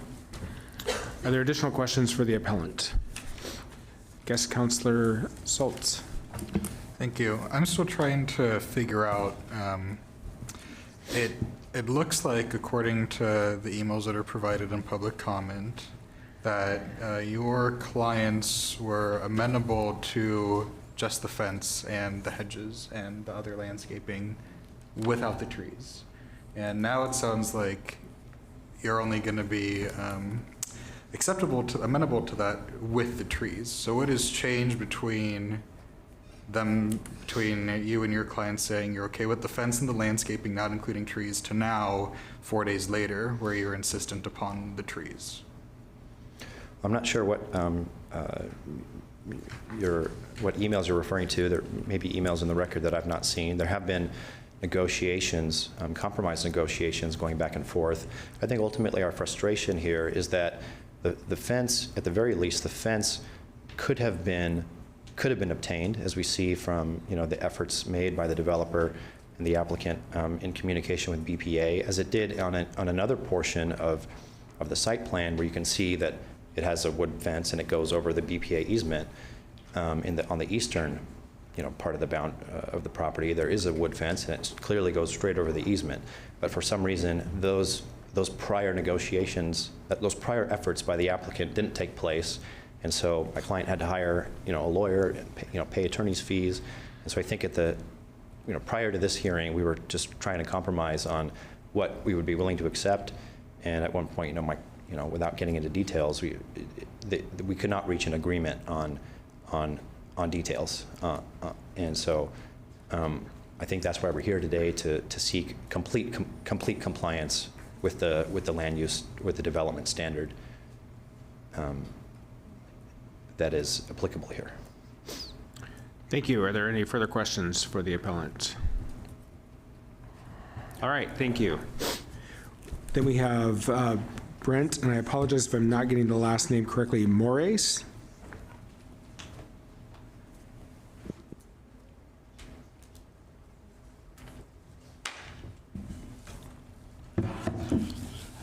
Lights on? Nope, you just turned it off now. There you go. Yeah. Hi, my name is Brent Moraes. We have a business at 4750 Hazelgreen Road. Let me get my prepared statement on here. Good evening, Mayor and Council. I'm here as a representative of our business located at 4750 Hazelgreen Road. We share a common lot line located along the east side of this development. I'm here to convey my support for the development. There has been some concerns brought up regarding the screening along the south property line abutting the PG&E power line easements. This easement has made the decision easier. Let me follow up. We installed a large solar array on our back building along that power line easement because there's no trees. It's completely clear. So that was one of my concerns coming forward, that I liked the decision that you made earlier, and then the thought of possibly having a tree planted right in the corner could possibly affect my solar production. But I really just want to say I support the development and understand that, you know, sometimes development's hard. So that's everything. Thank you. Are there any questions? Thank you for your testimony. Is there anybody else who did not have the chance to sign up who wanted to testify in this matter? Yes, step on up to the microphone, introduce yourself with your name and either your address or your ward. I'm Stephen Schulke. I don't know my ward, 4795 Apollo Avenue. I'm the appellant. Your Ward 5. Ward 5. I have no way to screen this out. None. Right? I don't want to look at apartments from my backyard. This is 10 feet from my backyard. The parking lot's 10 feet starting at my backyard. Now, yeah, they agreed to put a fence in. Great. Well, what about the trees? Why is it that I get robbed that right for me to be able to enjoy my backyard? That's part of the code, right? Livability and appearance. And that robs me of that. I think I have the right to have, not to be able to see that. That's my big thing. I don't think I'm out of line asking for that. They have 15.6 acres to fit their stuff in. The fact that my backyard's 109 feet long doesn't make any difference.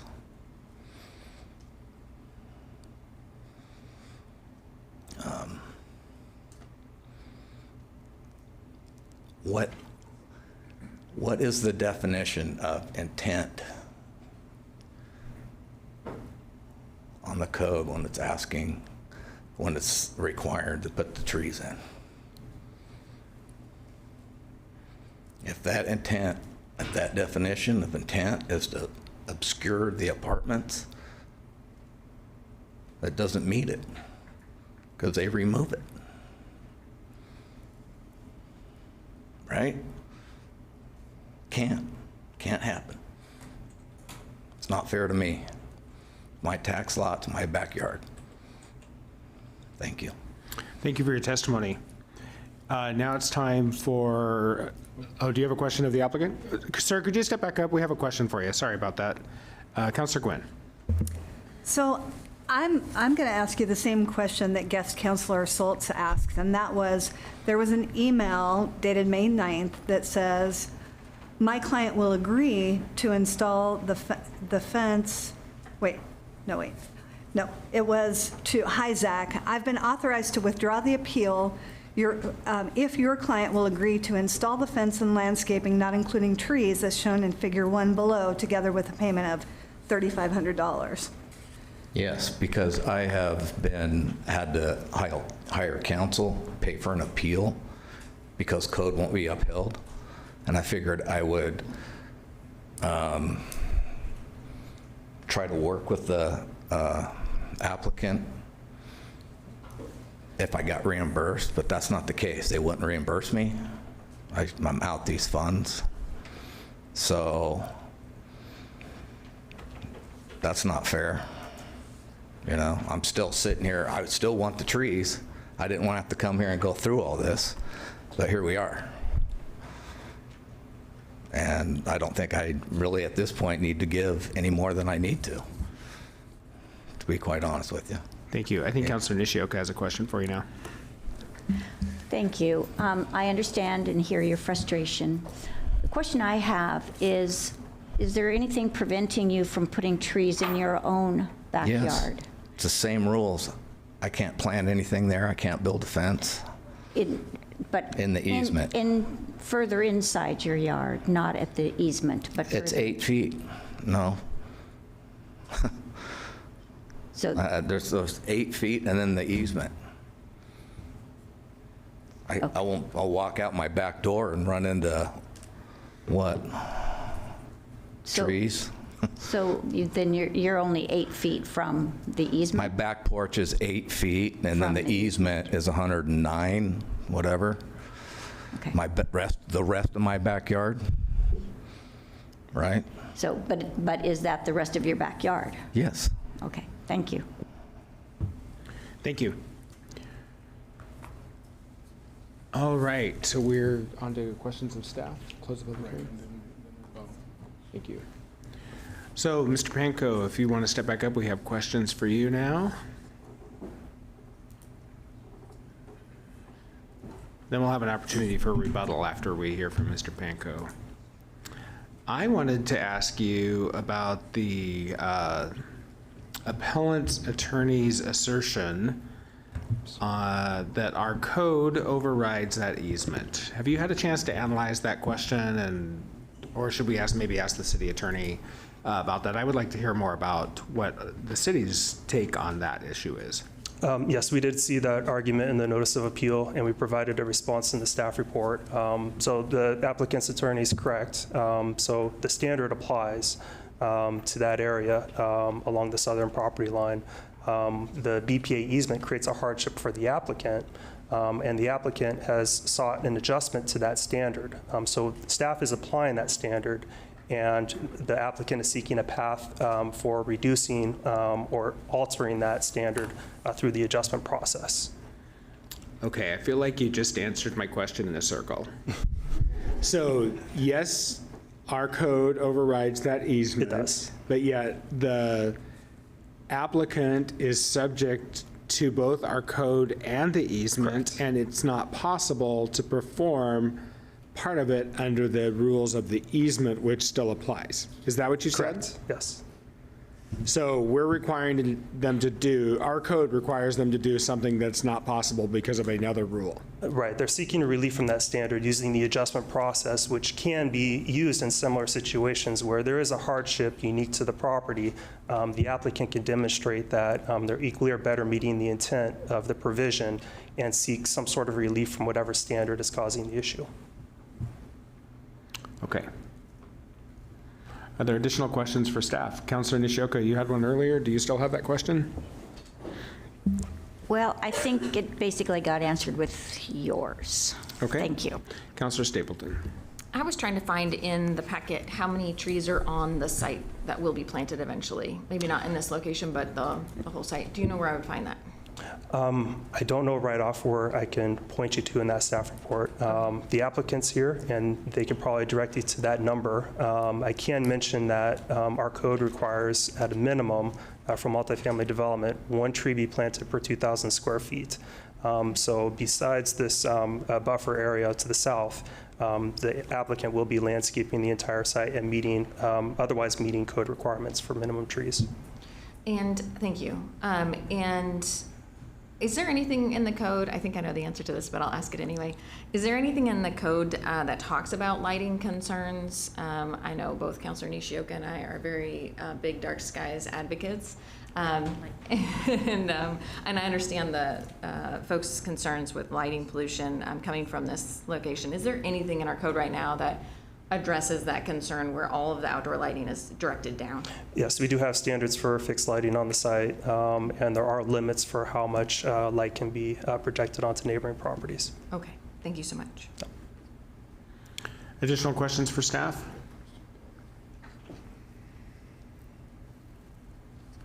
All right. Thank you, Mr. Panko. It's time for rebuttal from the applicant. Thank you, Zach Bells again. Is it possible to bring my presentation back up? I think that will help answer a few of those questions. Just want to respond to a couple of points. I can start with Councilor Stapleton's question about how many trees we're planting. I can't give an exact number, but I have the planting schedule in front of me. And just at a quick glance, I think we're planting nearly 450 trees across the site and 3,000 plus shrubs across the site. It's a big site. There'll be a lot of new plants on site when it's all done. If I could interrupt you for 1 second. Staff, are you working on the presentation? Thank you. Just wanted to make sure somebody was working on that. Thank you. Yeah, I just want to respond to a few points from the appellant, and I guess that's probably it. Just to, I guess, reiterate your staff's response about the easement and whether it applies here. You know, there's actually two sections in the code that I think we can take your staff's word for, but there is a section prior to 110060 that talks about private easements in relationship to the city's development codes. There's a prior section that is .055 that talks about federal regulations, and I think that might be the more applicable standard here, as this is a BPA easement. It's a public easement. It's benefiting the Department of Energy, and it's kind of serving a bigger purpose than just private property. So I think there is a question about whether that is applicable there, and what that says in that 055 is that in the case of federal regulations trump local regulations.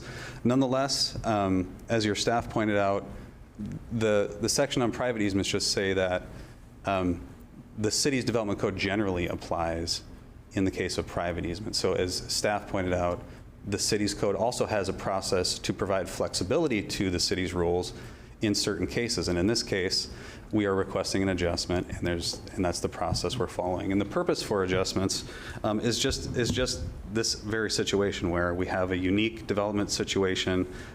In this case, it does not allow trees, right? And we're requesting an adjustment. And in exchange for that adjustment, we've offered some other concessions. I just want to show, I think, regarding the screening that we are going to be providing between the two subject properties. I think this slide does an okay job of showing it, and so does this one.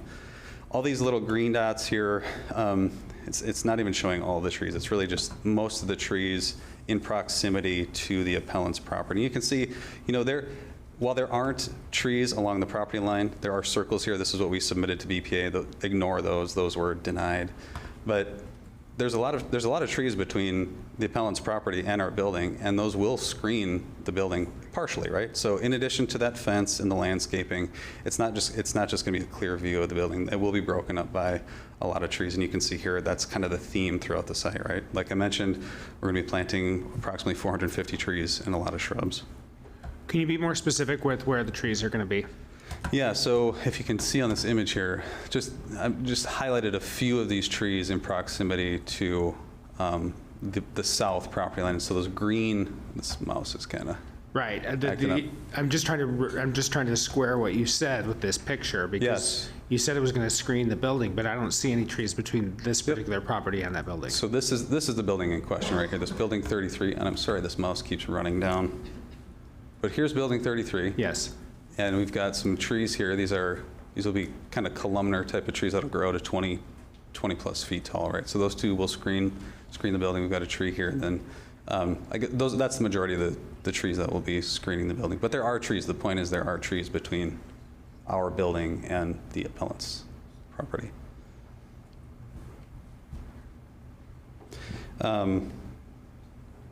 There was a comment about concerns about vehicle lights from the parking lot. The appellant has agreed that those concerns are addressed with the placement of the fence.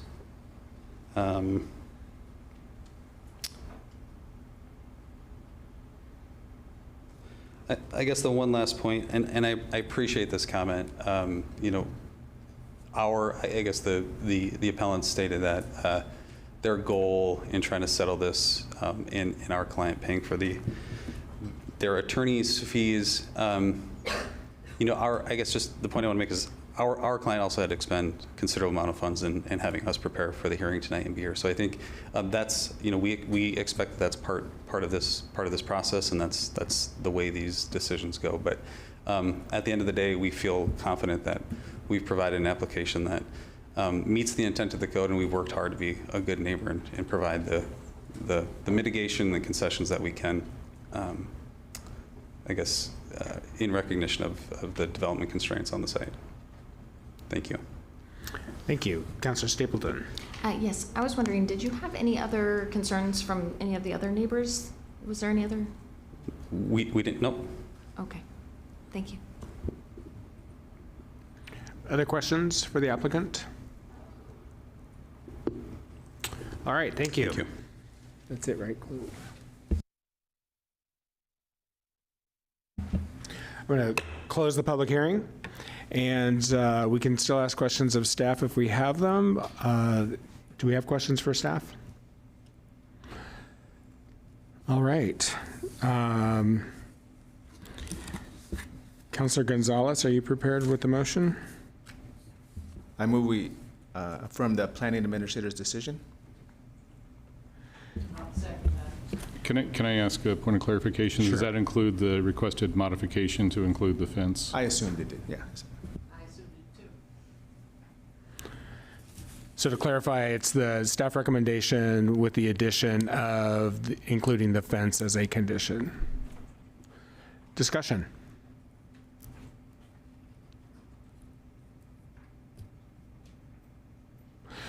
Well, I will just say that just based on the testimony I heard, it sounded like the parties reached, in essence, an agreement in terms of the impact on the neighbor. The neighbor seemed to be satisfied with it, short of the financial consideration, which I understand that concern.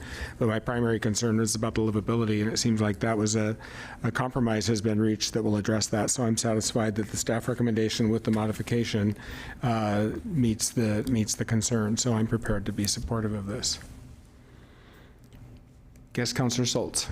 Just so I can understand what exactly it is that this body has the authority to decide here, is it about whether or not the agreement is sufficient, that the council thinks that the agreement of the fence and the shrubs is sufficient to alleviate concern, or is it just about the council determining that the code has been met with the fence and the shrubs?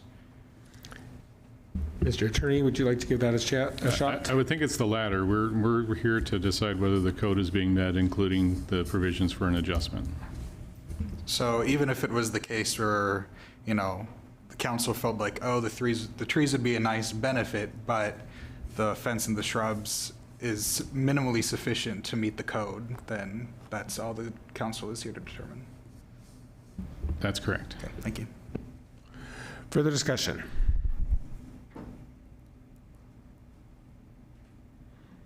Ready to vote? All right, will the recorder please call the roll? Councilor Nordyke? Aye. Councilor Varney? Aye. Councilor Stapleton? Aye. Councilor Nishioka? Aye. Councilor Phillips absent. Councilor Gwynn? Aye. Councilor Gonzalez? Aye. Councilor Hoy? Aye. Mayor Hoy? Aye, motion passes. All right, on to item 5A, the multiple unit housing tax incentive program. Is that you, Ms. Rutherford? Yes, that is me. Great. Yes.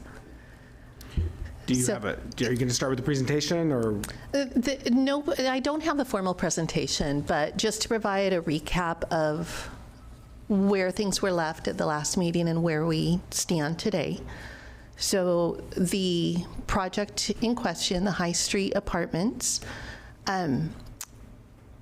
is proposing to meet the 15% affordability requirement for a 10-year property tax abatement. With council approval, it would then have to go to the school district, and their approval would have to be secured to provide the full tax abatement. As previously discussed, the project is not currently subject to prevailing wage. Prevailing wage is guided by state law. Tax abatements, whether it's in an enterprise zone or whether it's a MUTIP program, tax exemptions do not fall under prevailing wage law. So the considerations then are the affordability component, and prior council policy has set the affordability component at 15% of units for developments that are more than 50 units. Council also always has the prerogative to change that policy. I'm here, and the developers here to answer any further questions that you may have about that, or the impacts that not obtaining the tax exemption would have on the project. Thank you, Ms. Rutherford. I think it would be some helpful context if you could just remind us what the MUTIP is all about and what the purpose is. Sure. So the MUTIP program was established under state statute to incentivize development in kind of city centers and around transportation corridors. It is not designed to be an affordable housing program. So the affordability piece was something that council chose to add as a requirement. So as developments want to obtain this tax exemption, it's a way to incentivize getting affordable units within a market rate development. So we've done something similar with our single property urban renewal areas. Adding an affordability requirement in a mixed-use development is a good way to kind of jumpstart getting affordability in developments, but there's kind of a threshold or a tipping point when it impacts the feasibility of projects, okay? So the purpose is not affordability. The purpose is to generate more units, and more units in a denser environment in city centers. Thank you. I think that was some helpful background for those not super familiar with MUTIP. Are there other questions for staff or for the developer? Councilor Nordick. Sure. Thank you, Director Rutherford. So if we were to approve this tonight, the staff recommendation is basically to adopt the resolution approving the tax exemption under MUTIP. How much of a tax exemption are we talking about over 10 years' time? If you had to total how much money we would not be collecting in property taxes? I don't have that number at my fingertips. If I can go back to the staff report. Sure. And, yeah, take your time. Give me a moment.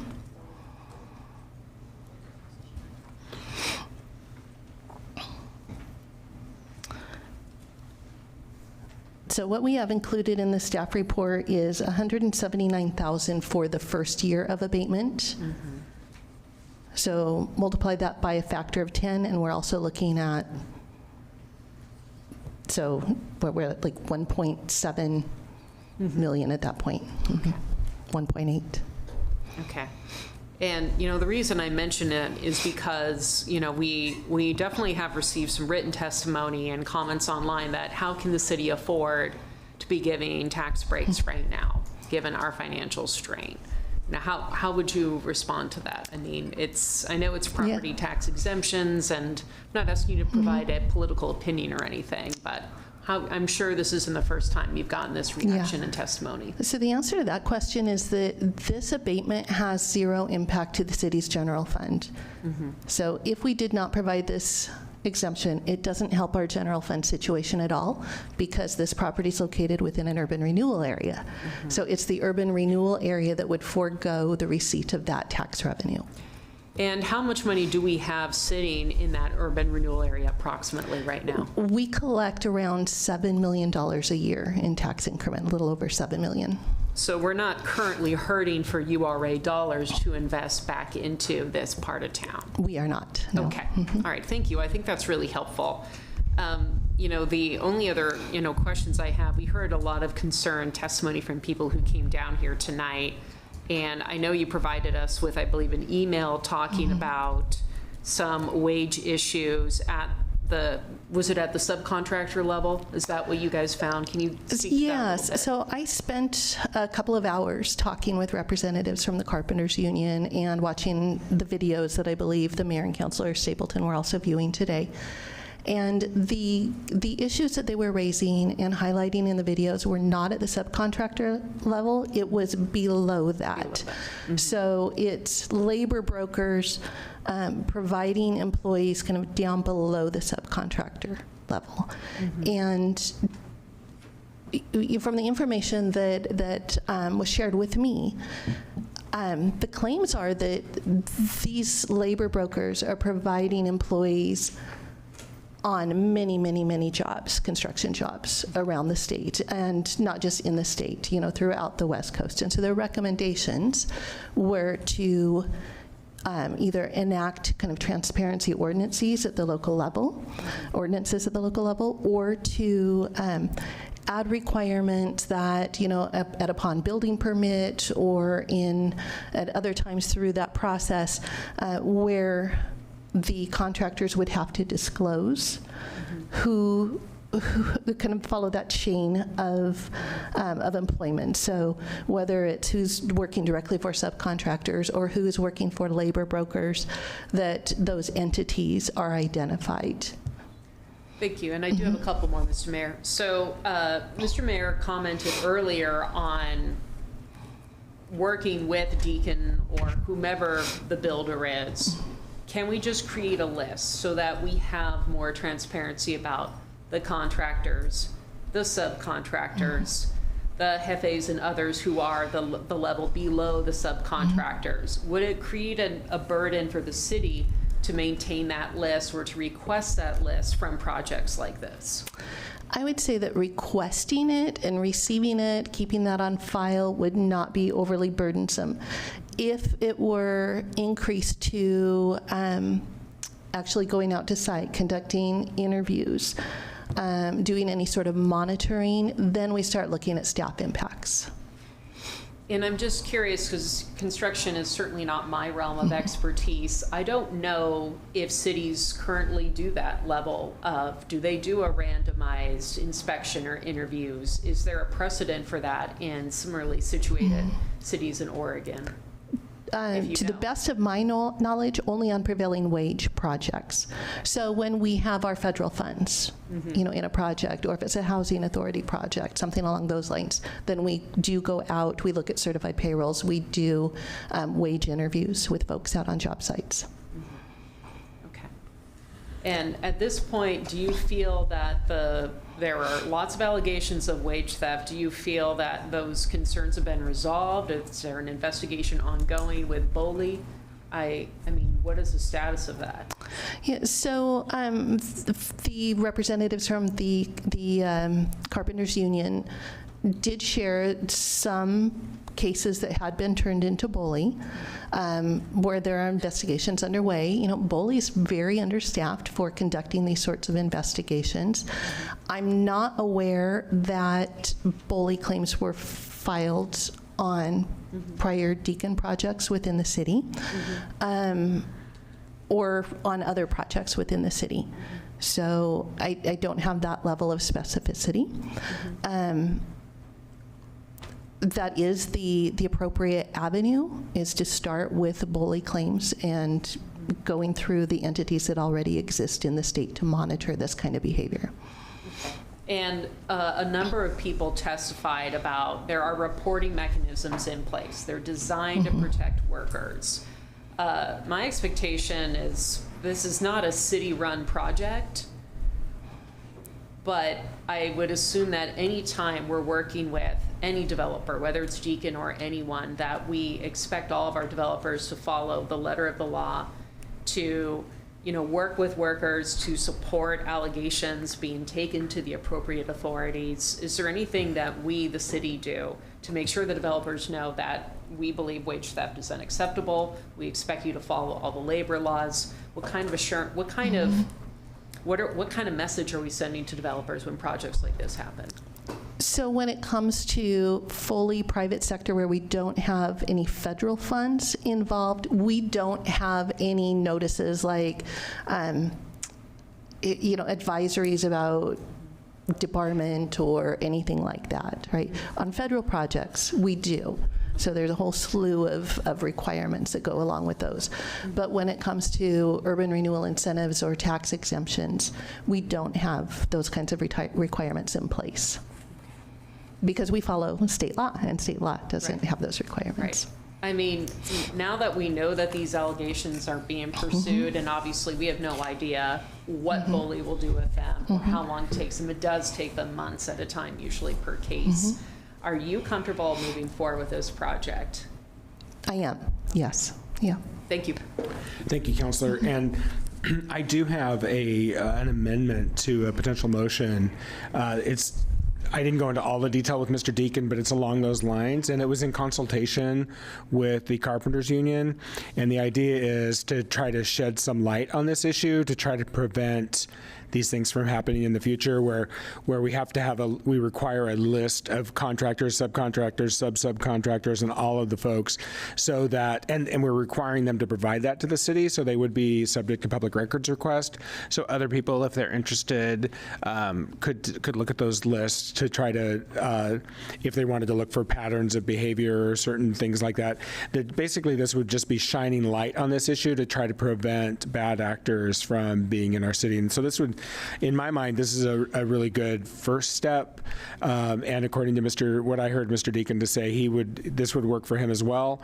So I don't think it would prevent the project from going forward, yet it would give us the start of some guardrails to try to prevent that. That was my goal in crafting this amendment, and I apologize that you're all going to hear a very lengthy amendment, but and I couldn't get it out ahead of time because I literally had about 2.5 or 3 hours to come up with this. So that's, you bet. Councilor Varney. Thank you. My question is for Director Rutherford. First of all, I wanted to say, Kristen, thank you so much for all your patience the last few weeks. And all the answers to so many questions. I have learned so much about property taxes and URAs, and also Mr. Llewellyn's document was really helpful. My question is more of a clarification. The tax exemption only applies to the improvements on the property, right? I guess what I'm saying is the owner still pays taxes on the value of the land, right? That's correct. Okay, I just wanted to clarify that. Thank you. Thank you, Councilor. Councilor Stapleton. Thank you. My question, Director, is we've talked a little bit about these transparency ordinances, and how easy would that be to investigate that and see if we can't include that in future MUTIP application processes? So the Carpenters Union did provide me with a couple of different options that have been enacted in cities in California. We could certainly take a look at that and see what impact that would have. There are considerations in terms of the complexity and the sort of monitoring that would be required. So something like the mayor has proposed, that is a kind of a notification or reporting, so that it's available and would be subject to public records request, is something that on the staff administration site is not going to be too burdensome. Ordinances that would require any sort of investigation or monitoring, then that's going to have some definite staff impacts and administrative costs that go along with it. So I'm very happy to look at the ordinances and see if there is something in terms of just sort of a notification kind of requirement.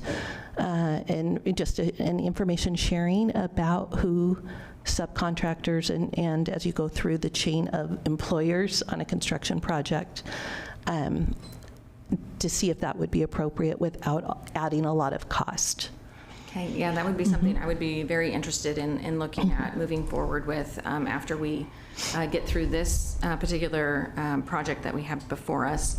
I also wanted to just state there was some comments about our local contractors really being opposed to any kind of wage theft or any kind of illegal work that's happening. And I think that the intent of the union, and I think the intent of the mayor's motion, is to affirm that. We do affirm that, and I think we are all in agreement there. I think that when we I want to be really careful when we say there's a reporting, mechanism or avenue that folks have access to, because I don't think that really takes into consideration the complexities of everyone's situation when they're on a job site or when they're working here in the States, or depending on how they came to be here. And so I want to be really careful with how we talk about that, to make sure that we know that not everybody has the same privileges and access that everybody else does. So I think that something like what the mayor has in mind is a really good step in the right direction here, to make sure that the work that is happening in the city is above board and we're all following the same rules. I think is really important. So I look forward to your motion. Thank you. Is there further discussion? Actually, we don't even have a motion yet, so any other questions for staff? Counselor, do you want to make your motion? Sure. We're going to have more discussion. Knowing that you have an amendment, I will move staff recommendations. Is there a second? Second. Motion by Stapleton, second by Gonzalez. And then I have an amendment. I move to amend the motion to require transparency documentation to include the identity of each contractor, subcontractor, and all companies performing work on the job site, whether a sole proprietor, independent contractor, company, or other entity, be filed with the city at the time building permits are acquired, that the list be posted on the job site and updated monthly, and a final list be filed with the city upon completion of the project. For each contractor and subcontractor so identified, the following information will be listed: scope of inspected work to be performed, state contractor's license number, license category, and license expiration date if a license is required to perform the identified scope of work, state and federal tax identification numbers, valid workers' comp insurance information including policy number and expiration date. Second. Thank you. And I'll just speak to my amendment. This is, I've spoken to it quite a bit. It's really just an attempt to shine light on what is a troubling situation of wage theft and those kinds of things if they're occurring. I'm not trying to single out this project or this developer in any way. I intend to make this part of our standard work going forward, and we'll hopefully work with staff in the coming months to make this a standard part of an expectation for work in the city, so we're sure that we don't have these issues happening here.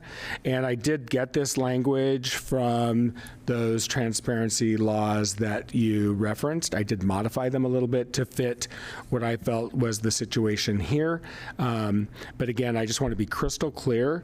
I am not attempting to single out Deacon for any special rules. They just happen to be the one here and the one where we can apply these. They can be our kind of test case for this process.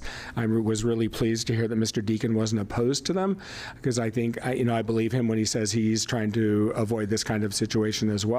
And so I'm hoping this is a tool to help us all do that together. So that's the motivation in this amendment. Is there further discussion? Councilor Nordyke. Sorry, she went up ahead of you, and I'll get to you next. Sure, I do appreciate the motion. When I hear a group of workers coming in and expressing concerns that they're not being heard, that they're not being treated fairly, that they're not being paid fairly, and there may be language barriers to seeking support, getting investigations handled. Sometimes people are too scared to report concerns. And that's true on construction sites, it's true in offices, it's true in any industry. So I'm aware of that, and it always concerns me greatly when I see folks show up in large numbers to express their concerns. So I do see this as a step in the right direction. And, you know, I would love to hear what more we can do in the future to really try and prevent these things from happening, and to send a clear message that if you want to have a construction project in this city, you need to play by the rules.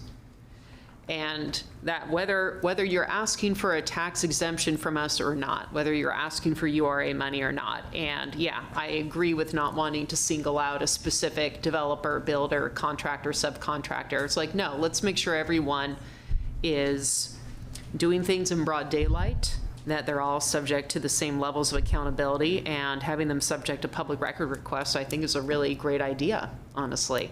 So good work. Thank you, Councilor. You're so welcome. Thank you. Councilor Varney. I'm sorry, I committed to going to Councilor Hoy first, and then I'll come back to you, Councilor Varney. Councilor Hoy. Thank you, Mr. Mayor. I'm not sure who this responsibility would sit with moving forward, but is there any way to ensure the fact that something in writing is handed to each person to walk on the job that says if you have issue with this, or if you're not being paid, this is the number to call, or just something very simple and basic offered in whatever language necessary to make sure that folks can be made aware of the help. Ms. Rutherford, do you have a response for that, or do we want to call it Mr. Deacon, or? You know, actually, it might be helpful to call up one of the gentlemen from Dalkey Construction as to the feasibility of that. It's my understanding that these are required postings on the job site. Can't testify from there, but I can have you come up to the podium so everybody can hear. And please reintroduce yourself for the record for us, and I really appreciate you taking this question on the fly. Thank you for that. Jim Shees, Ward 8. So on all of our job sites, small, large, there's a whole wall of federal, local, and state postings. It'll show wage rates for everybody, numbers to call. It has health stuff, emergency information, and so all that stuff is currently posted. It would be posted at Rivenwood. It would be posted if we were doing a small remodel on it at a dental office. It doesn't matter. So it's all required. And is that posted in multiple languages? It's posted in 2 languages. English and English and Spanish. Okay. Yeah. Thank you. Counselor, does that answer your question? It does. Thank you very much. Thank you. Thank you for taking that question. Counselor Varney. Thank you very much. I'm really excited about this project because there's so many advantages, and I see, this project's next to transit and it's downtown, and I see our downtown just kind of opening up, so I'm really encouraged by this. I do agree that there have been some concerns from some constituents about the financial situation we're facing right now, and the fact that there is a lot of uncertainty. And a 10-year period is a long period of time. I'd actually feel a lot more comfortable if it was more like five-year exemption with an option of renewing it after 5 years. One of my concerns, it's not really a concern, but we've already approved a $749,000 URA grant for this, and now we're looking at the exemption. I was really not moving in the direction to support it, but now with this amendment, I think we're going in the right direction with looking at things a little bit closer. And also this project, if the tax exemption is approved, there will be an annual reporting requirement, including file reviews for the affordable units. So there is going to be more oversight. So with all that taken into consideration, I feel a lot better. Thank you, Counselor. I appreciate your comments. And I guess I just have one final, kind of to follow up on what Councilor Varney said. You know, the site of this development has been basically just an empty parking lot for 50 years. It used to be the site of the city hall until we built this building, this pile of concrete 50 years ago. So I would hope, I don't know if you've finalized the name, but I would hope that if you can somehow incorporate that history into the name, I think that would be awesome, because it is the site of the old Salem City Hall. So anyway, is there further discussion? Is that, I see a hand and a shake, so those don't go together. Which is it? Hand, got it. Councilor Nishioka. Thank you. I just want to say thank you to you, Mayor Hoy, for this amendment, because it really, I believe, helped solidify some of the concerns and a way that won't require a lot of work for the department to manage and would be public record. So thank you very much. Thank you. Guest Councilor Schultz. I really appreciate your amendment, Mr. Mayor, but also recognizing that I don't like when I hear folks that are concerned that affordable housing and upholding fair labor practices and union rights are in any way in conflict. So I appreciate the way that this is headed, especially with your amendment, to make sure that we recognize that we can do and need to do both of those things at one time, that we need to meet our affordable housing shortage here and also continue to uphold the right of laborers for fair wages and to ensure that all the rights are being upheld by the city, especially, and as Councilor Nordijk said, not just whenever they get a tax abatement, but whenever the city hands out any kind of a contract, to make sure that we are upholding our values to laborers. So just really appreciate that that this council is responsive to that, and that you came up with, on the fly, a pretty comprehensive amendment there. Thank you. Thank you, guest councilor. I appreciate your feedback. I will say also that in our conversation today with the carpenters, they were very, they understood our goal of needing this project to go forward. And I won't say they helped craft this, but they did give us the documents that helped me craft this. And so they were certainly not providing what I would call roadblocks to this project in our conversation. That was just a group of us there. And so I felt like they were part of the solution on this. So kudos to everybody. Councilor Stapleton. Yeah, thank you so much for saying that, because that's how I felt too. Yeah. When I first learned of this a couple months ago or 6 weeks ago, started first hearing the concerns about this, it wasn't directed at a single construction company. It was about something that was happening systemically throughout the West Coast.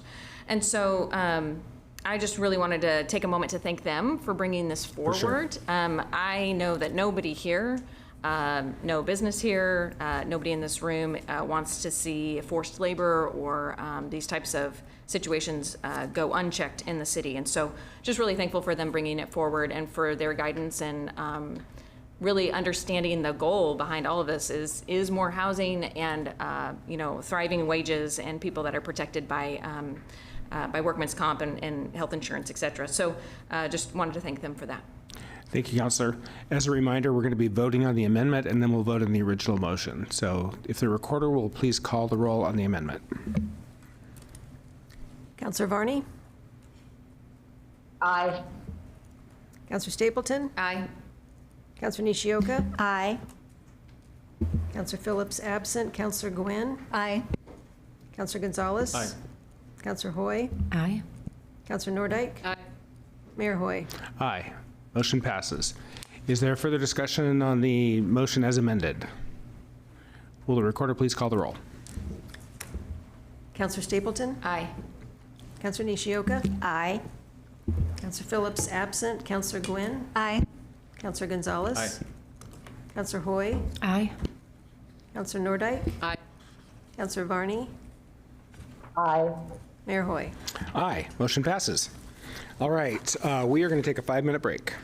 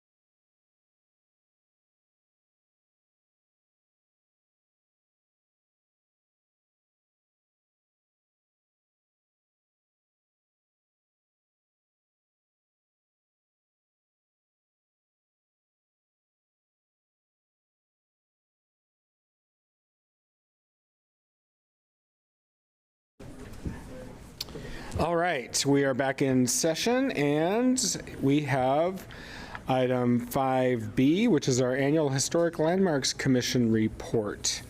And I apologize, I do not have the name of the person who's presenting. I can tell you my name. Awesome. Yeah. Hi, thank you, mayors and councilor. My name is Kirsten Strauss. I'm a resident of Ward 2, and I'm also the chair of the HLC, the Salem Historic Landmarks Commission. I've been the chair for just a few months now, so newly elected, which has been very exciting. Well, welcome and congratulations. Thank you. I wanted to just spend a few minutes highlighting a few of the things from the work plan and a few of the items that we're excited to work on in the next year. Pull up my phone here. So just a few of our upcoming and ongoing events. We have our Historic Preservation Awards. We'll be voting on those actually later this week. May is Historic Preservation Month, so that's an exciting month for both for us to be here and also for us to be selecting our award winners. Just last month, we had our 6th annual Qingming Festival, which is a celebration of sort of Chinese Memorial Day in the Salem Pioneer Cemetery using a Chinese funerary shrine from the 1890s. So that's a really cool way to connect with the historic history that we have here in the city. And Mayor Hoy was there, so thank you for attending, even though it was quite rainy this year. That was Not a little as bit rainy of as a last bummer. year. Yeah. Last year was much rainier. That's true, that's true. It's sometimes we get lucky, but not always. I also wanted to highlight a few of the awards that Kimberly and all of her hard work has been awarded this year. First off is the National Alliance of Preservation Commissions, the Excellence in Protection of Historic Resources for the Archaeology Program. This is a very prestigious national award, so we're very proud of Kimberly and her work on that. Also, we won the Oregon Heritage Excellence Award for the Outstanding Innovation for the Archaeology Program as well. So that has been a very big success and has been recognized by commissions across the states. Another cool thing that's going to be going on is that Oregon Experience with OPB came to feature some of the work happening at the Oregon Manual Labor School. They are doing a segment on native boarding schools in Oregon, and they're going to be featuring some of the archaeological work that Kimberly and the archaeology program has been working on there as well. So we're very excited about that. There's a few new programs that we're also excited to work on. SCAN, the South Central Association of Neighbors, is our new heritage neighborhoods. We'll be working with them to identify historic resources in their neighborhood, maybe pursue a historic nomination if they're curious and want to do that. So we're excited to support them on that goal this year. We also have some newly nominated buildings that we're going to be hopefully nominating this year, which they do come to the City Council for their final approval. So we'll be excited to work with you and partner with you on those nominations. We look forward to your continued partnership and support for the efforts of the Historic Landmarks Commission. And if you have any questions, feel free to let me know. Thank you so much for your presentation. Are there any questions? Councilor Nishioka. Not a question, but I just know that SCAN is very excited about the heritage neighborhood. So thank you for the work you'll be doing on that. We're excited too. I think it'll be really fun. It's a beautiful neighborhood with a lot of historic resources. So Great. Are there any other questions or comments? Well, thank you so much, and we look forward to working with you in the future. thank you. All right. We're on to item 5C, information on Salem Fire Department implementing the approved ambulance operator model with fire department oversight. Chief Niblock.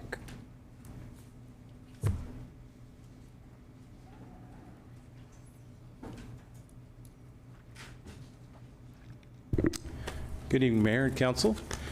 Pleasure to be here this evening. I've got a really quick update for you on the progress we've made in the last about 6 weeks with our transition to provide ambulance service in July of 2025. All right, where's my next? Do I not have control of this?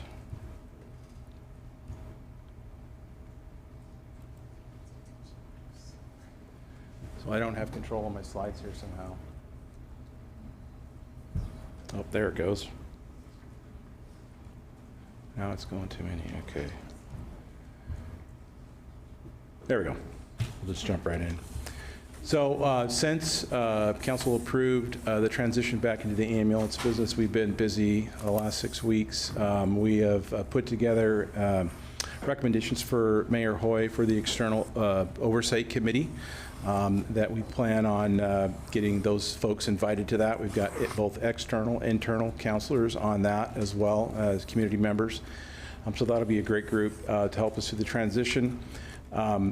We have got an internal team put together, and that includes Salem Fire Department employees from the EMS division and the fire division, as well as budget office, human resources, and union leadership as we go through this transition. So we've got about 13 months left before we get into the business, so it's going to move very quickly. We've identified key positions that we need to fill. There's a couple of hires, emergency hires, that we're going to want to do immediately to be able to get us in the process. One of those is a paramedic person that will help us with analyst duties, and then a management analyst also that'll assist with GEMT, the Ground Emergency Medical Transport funding. And then we've got some key positions that we will fill. We have not determined exactly when we're going to fill these positions, but a deputy chief, an operations manager, building specialist, those types of positions. We also are going to support internal services. So we're looking at some other folks that we will pay for out of the EMS fund, and those will include an HR business partner. We know when we add 70 employees, we put stress on all the internal divisions that support us, so we want to help out with that. So we're going to support that, the HR business partner position, and then a department technical service analyst, DTSA2, which helps us with all the computer kind of stuff we have going on in the ambulances, and also a limited duration procurement assistant to help us with all the purchasing that's going to go on to get us up and running.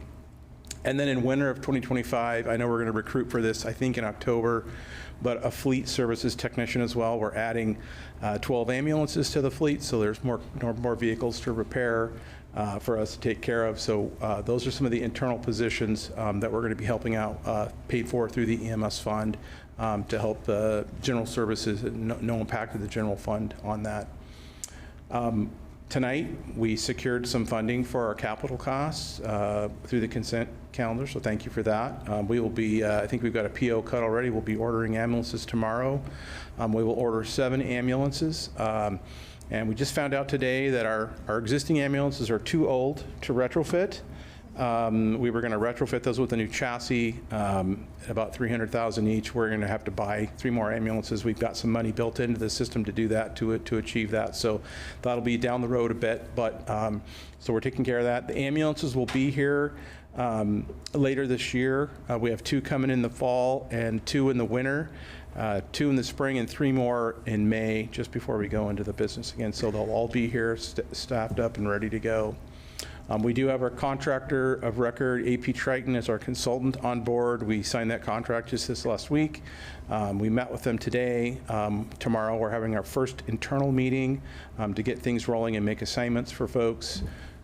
We've identified a GEMT, the Ground Emergency Medical Transport consultant, who specializes in that to assist us through all the billing processes. It's federal money, so you got to really cross your T's and dot your I's, make sure you've got everything. We've done it before, but we're just going to have this person help us. And we are also working with our billing contractor. We use a third-party billing contractor called System Designs to do our billing for us. We've used them for many years.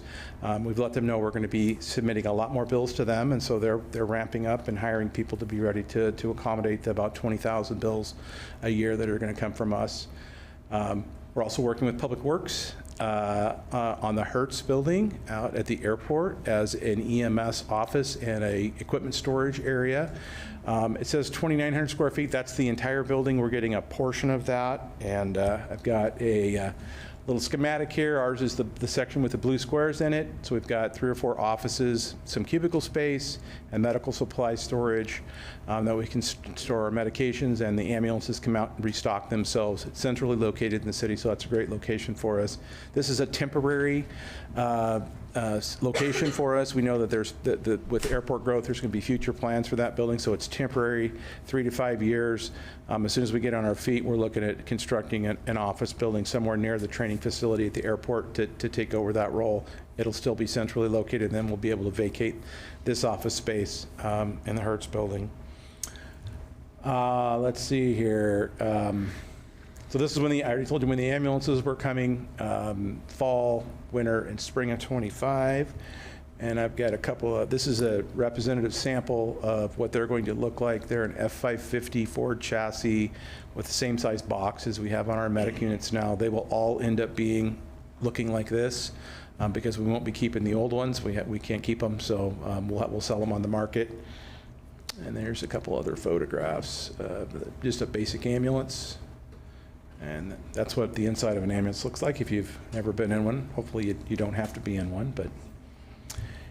And we anticipate, once we get our external oversight committee up and running, to have potentially a meeting in June, and then maybe one in July, and then go quarterly after that. That'll be up to the oversight committee to decide the cadence of that. But we will come back to council in August or September of 2024 with another update, just so you're kept in the loop as well. And I'm happy to answer any questions if there are any. Thanks, Chief. Are there any questions? Councilor Nordyke. How are we paying for the new ambulances? So tonight, you just approved a $6 million interfund loan to the EMS division.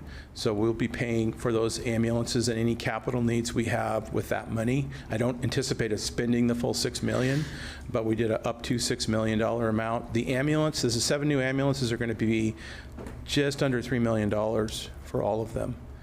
The ambulances are about $370 a piece, I think now. So that's how we're going to pay for those and any of other of our capital needs. And we're working with the finance department. We have our EMS fund right now that we'll use for personnel services and any other equipment we need to buy that's just durable and disposable that we can't capitalize.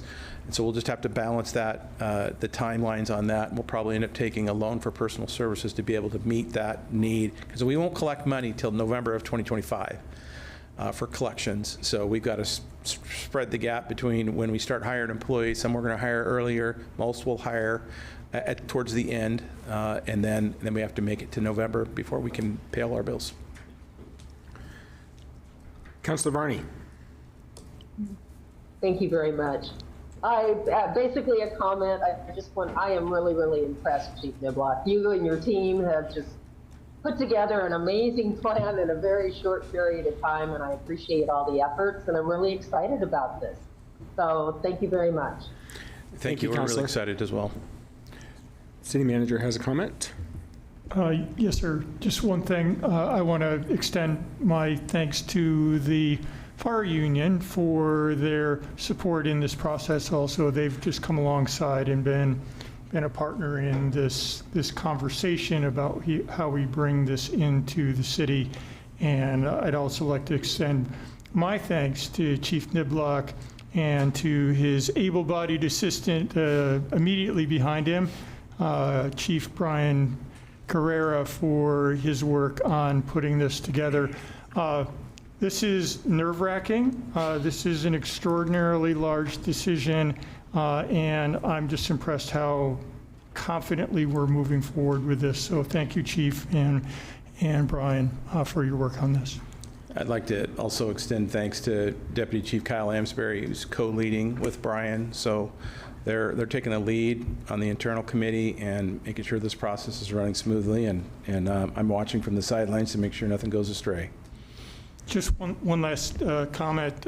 Could you say a word about our interactions with the current Falk employees? That was going to be my question. Thank you.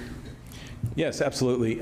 So the current general manager of Falk invited us to come speak with the Falk employees after the decision 6 weeks ago. I think it was 2 or 3 days after that we went and met with them. Brian, Chief Carrera, and Chief Amsbury went and met with, they had a town hall meeting for all their employees.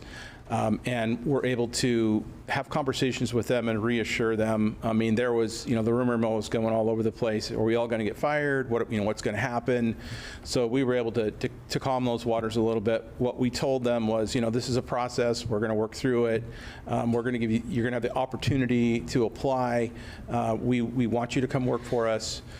So I think that calmed everybody down a little bit. I can tell you they're eager to get started. And, it's going to be just a little bit of time before we get everything put into place, but we're systematically going through it, and I'm confident that we will have a good workforce that's excited to be here, and a lot of those folks will probably come from Falk. Thank you, Chief. And we're still on the July 2025 timeline? That's correct. July midnight, June 30th, we take over. Thank you. Councilor Stapleton. Thank you. I was just thinking as you were speaking about the investments that this council has made in your fire department since, really since you came on, Council Mayor. Just reopening fire stations. I know that the most recent labor negotiations went very well for your crew. And then the bond, right? 2 new fire stations, all new apparatus. And now this, a huge step in, I think, a positive step for our whole community, but really a belief from this council in your department and the folks that are there and working. And so it really just kind of hit for me when you were talking about this whole transition, just how much this council really believes in your department. And I just wanted to verbalize that because I think it really is important to state it every once in a while. Yes, we certainly appreciate that support, and it is an exciting time for the city and for the fire department. There's a lot of things going on, the new apparatus coming in, going back into the ambulance business, just a lot of excitement. So that's good. Yeah, thank you. Yes, Councilor Schultz. Just that I almost feel obligated to say that Councillor Phillips is very excited about this project. And at all of our neighborhood association meetings, he gives us really good updates on this and has really, certainly in the Morningside Neighborhood Association, everybody's very excited for this too. And all the neighbors that we've heard from as well. And just getting this update, echoing what everybody else has said about how impressed I am with the progress, but also that now that Councillor Phillips is not here for this, I'll probably have to give this report, but everybody will be very excited to hear about how well things are going. So thank you. Thank you. Anything else for the chief? Thanks, Chief. Thank you. All right, Councilor Gwynn, item 3.3A. Thank you, Mr. Mayor. Yes. Caught me off guard. I move to appoint the applicants to the Community Police Review Board, Salem Parks and Recreation Advisory Board, Public Library Advisory Board, and to interview the top 3 candidates for Planning Commission. Councilor, to your motion. So you guys know what a geek I am when it comes to watching our public meetings. And on April 16th, there was a meeting of the appointment committee. I got a notification on my phone and started to watch the meeting, but got distracted. So I thought, oh, I'll go back and watch that later. I missed the portion of the meeting about the Planning Commission. And so I called, and apparently something happened with the video, and there is no recording. And I feel like all of our boards, commissions, they're all very important, but the 2 that stand out to me are Budget Committee and Planning Commission. And in the past, we have interviewed those folks. And this time, my understanding was, and like I said, I tried to see, but I heard that there were 7 or 8 applicants, and rather than interview, we just made an appointment. So in the spirit of transparency and gaining back public trust that has been in question, I would just like to see that happen. Further discussion? Councilor Nordyke.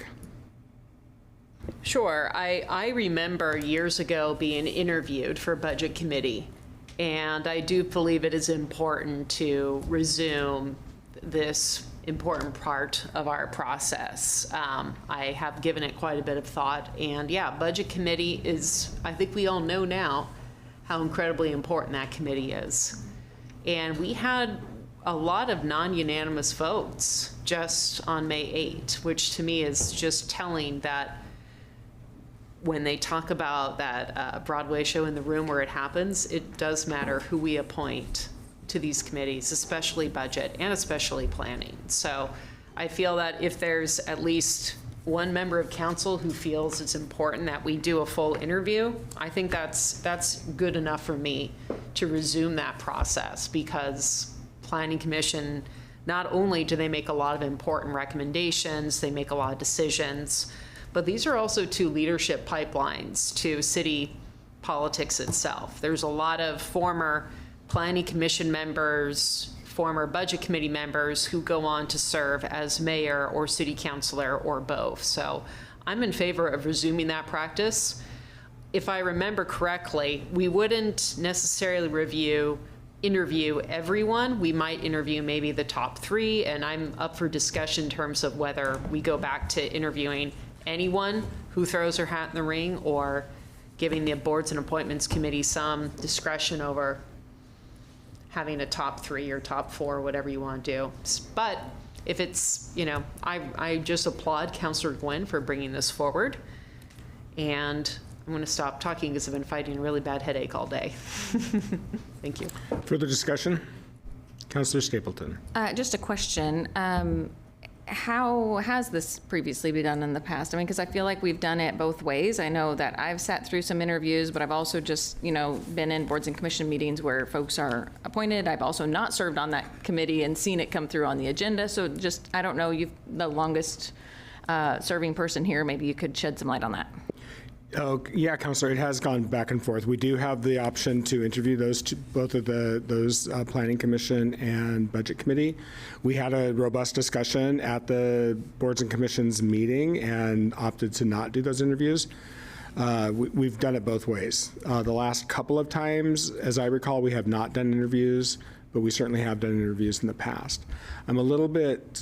I'm not certain how, if this motion passes, how to implement it, because we don't have a top 3. We don't rank them. So I think it was a consensus on the group who to appoint. So we would have to go back, the Boards and Commissions Committee would have to go back and do some work to try to implement this motion if it's passed, but because we don't have a ranking of a top 3. Councilor. Yeah, and maybe this one is for Councilor Gwynn. I know that when I read through all of the folks who had applied for this, and we had that robust discussion, I know there was a lot of enthusiasm for this candidate to move them forward. Is there concerns with this particular candidate, or just concerns with the process? I think it's more process. No, definitely. No, I don't know this person. I mean, no, it's not that at all. The other thing was, today I looked online at our website for current position openings, and the Planning Commission isn't even on here. So if someone was interested, they may not have even applied because our website didn't even have that as an open position. So just another part of it. Yeah, you made that comment to me today, and I was like, well, my frustrations with our website are long stated. So that's something that I feel staff could look into for sure to make sure that's fixed. Further discussion, Councilor Nishioka. Thank you. Help me understand, would the interviewees be interviewed by the Boards and Commissions Committee or by the entire council? The way it's been done in the past is that the entire council has done it. And frankly, that was one of the reasons that we sort of went away from that, is because it would require the entire council to spend at least an extra hour. Depending on the number, it could be an extra 2 hours at a meeting. And we've had a challenge getting people to be here for that length of time. And so I think the consensus was, let's just avoid that. But yeah, I don't think it's contemplated in the code that the Boards and Commissions Committee would do it. It's the whole council.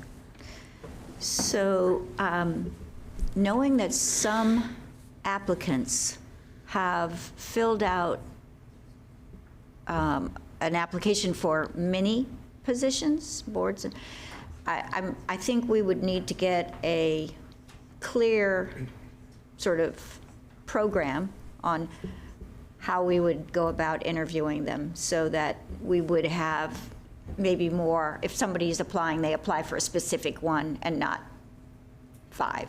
I don't know how, I'm not sure how we can do that. I'm not sure that we could. I think if they applied, they applied. And if we're going to interview, we're going to interview. Okay, thank you. Councillor Hoy. Thank you. I am just a little bit concerned about equity. I see that a couple of these positions are from Ward 3 and one from Ward 1, Ward 7, Ward 2. Mauricio Flores, his application isn't present, even though it's listed as an application. Do we know what ward he is from? Is that the person who indicated that, I'm just thinking back now a month, but I think that person indicated that they had moved out of the city. Is that, am I remembering the correct person? Okay. And so, yeah. Thank you. Again, I think that there might be a better way to open this up rather than to just fill, to actually have an application period where if we know positions are going to be available for if someone is stepping away from a position, that there's time for folks to apply.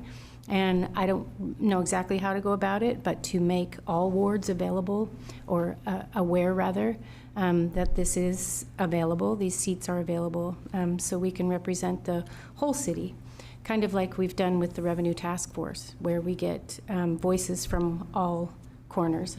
5 and 6 anyway on this list, wards 5 and 6 are not represented, and I just wonder, as a whole in boards and commissions, how many wards are being represented and by what ratio would be interesting to know. Councillor Stapleton. Yes, thank you. And I know that we, as the boards and commissions, have struggled a lot with that, trying to get folks from around the city to apply. And I know Ward 1 has one person on there now, and it was just the most recent ad. We haven't been represented at all on this for a while. So I recognize the concern there and share it. I wonder if this concern, and with many of the other concerns, would be addressed when we look at our boards and commissions. And I know that that's coming up later this summer. That might be a question for the city manager, but I know that that is something that's in the works. And I'll stop talking. Thank you. I think our city attorney has that one. City attorney. You are in luck because next Monday there'll be a work session on the governance project, and this is one of the subtopics within their boards and commissions work that we'll be looking at and be asking you for input on. I do have excellent timing. Thank you. Councillor Nordyke. Thank you. Well, what we could do in the interim, I think Councillor Gwen has no objection to approving everyone except Planning Commission, Budget Committee. So we could approve, assuming everyone is okay with it. You could approve everyone else on this list, but then table the Planning Commission decision until after we've had an opportunity to talk about it at the work session. That would be my suggestion. I think what her motion was to approve all of them except that one, and then that would leave that question open as to how to address it. So, yeah. Further discussion? Or actually, you didn't say leave it open. You said to do the interview. I don't want to put words in your mouth. To interview the top 3, which we'll have to figure out how to do that. Okay. Further discussion? Ready to vote? Can I amend my own motion then? You can make a motion to amend. Hit your microphone, please. So I would like to amend my motion to read to appoint all of the applicants except for Planning Commission.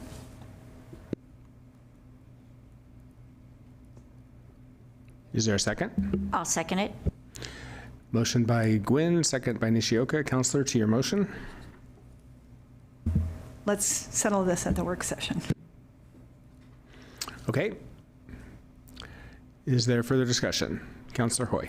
Does anything need to be done with Mauricio Flores' name in the public record as an applicant? I don't know.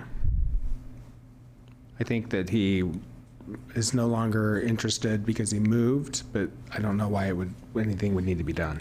Okay. We can't hear you without your microphone on. I think it's because he moved, he couldn't be appointed. Further discussion. So now we are going to vote on the amendment only. Will the recorder please call the roll? Counselor Nishioka? Aye. Counselor Phillips, absent. Counselor Gwynn? Aye. Counselor Gonzalez? Aye. Counselor Hoy? Aye. Counselor Nordike? Aye. Counselor Barney? Aye.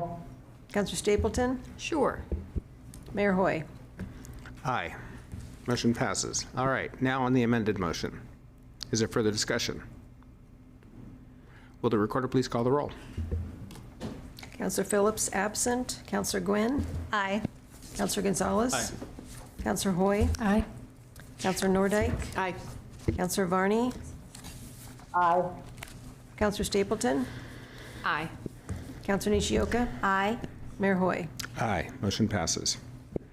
All right, we are on to information reports. We'll go through these in order. Is there anything on item 6A? 6B?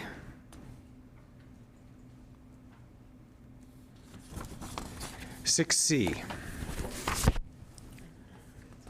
6D?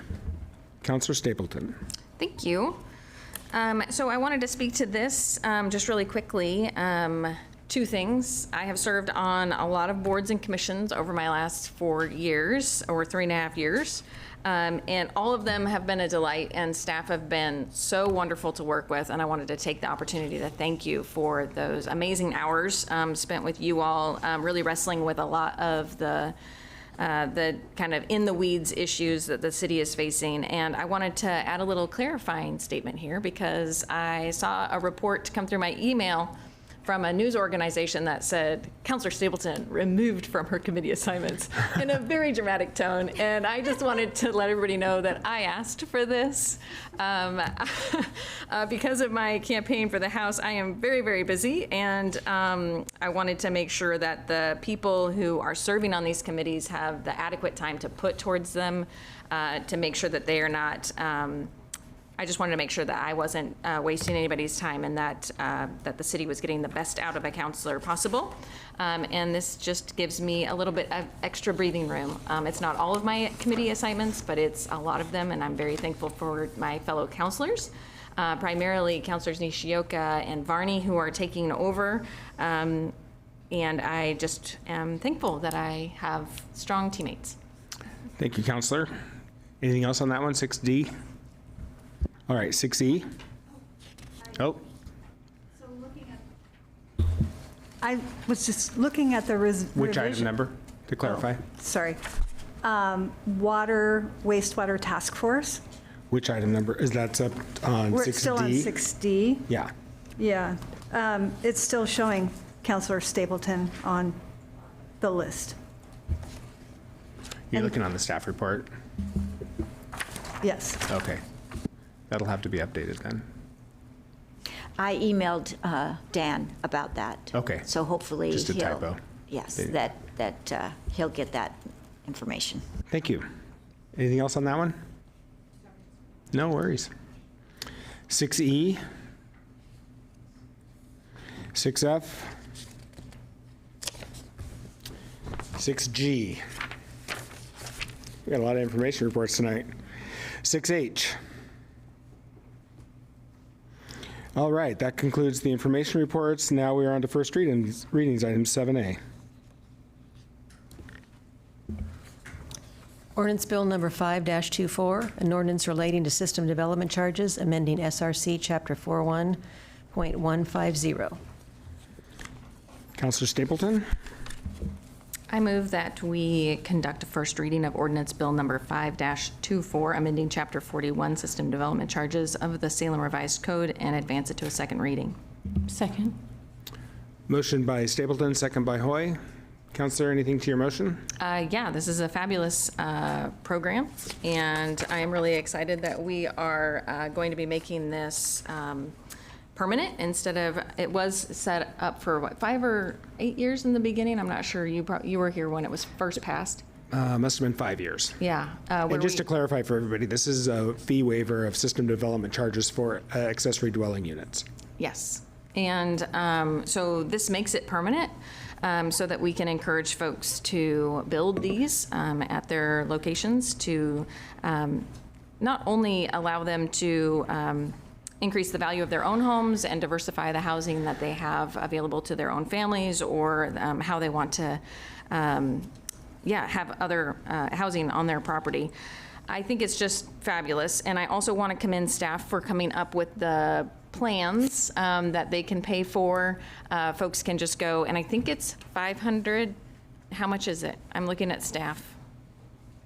Oh, you're putting them on the spot I'm putting them on the spot. I'm sorry. Okay, well, it's just a flat fee, and you get the plans, and I'm really excited, and I hope that we expand the plans that we have available to us in the future. Are you asking them a question or not? Nope. Okay. All right. Is there any further discussion? Will the recorder please call the roll?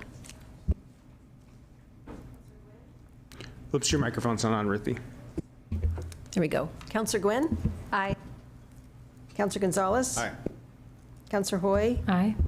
Counselor Nordike? I believe she left. Counselor Varney? Aye. Counselor Stapleton? Aye. Counselor Nishioka? Aye. Counselor Phillips absent. Mayor Hoy? Aye, motion passes. Item 7.1B. Oops, wrong one. Ordinance Bill Number 4-24, an ordinance declaring certain territory located at 4785 and 4815 Auburn Road Northeast, annexed to the City of Salem, prescribing zoning and withdrawing the territory from the Marion County Fire District Number 1 and the East Salem Sewer and Drainage District. Counselor Hoy. I move staff recommendation. Motion by Hoy, second by Stapleton. Counselor, anything to your motion? No, sir. Thank you. Thank you. Will the recorder please call the roll? Counselor Gonzalez? Aye. Counselor Hoy? Aye. Counselor Nordike? Absent. Counselor Varney? Aye. Counselor Stapleton? Aye. Counselor Nishioka? Aye. Counselor Phillips is absent. Counselor Gwynn? Aye. Mayor Hoy? Aye, motion passes.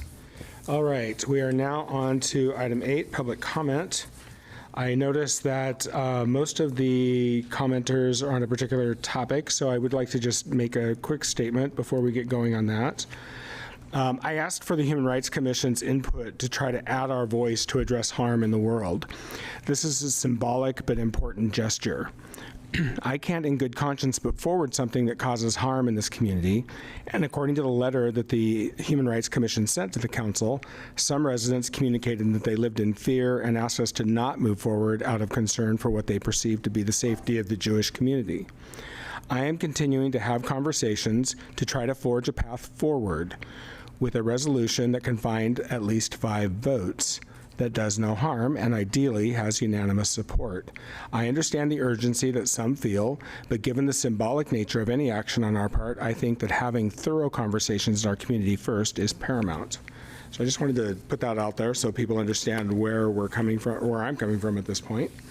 And with that, we will go on to public comment. As a reminder, you have 3 minutes. Please introduce yourself and your name, with your name, your address, or your ward. As a reminder, you have 3 minutes. When the yellow light flashes, that means you have 1 minute remaining. Also, again, just same rules as before. We're not going to be doing any interrupting or that sort of thing. So first up, we have Maxine.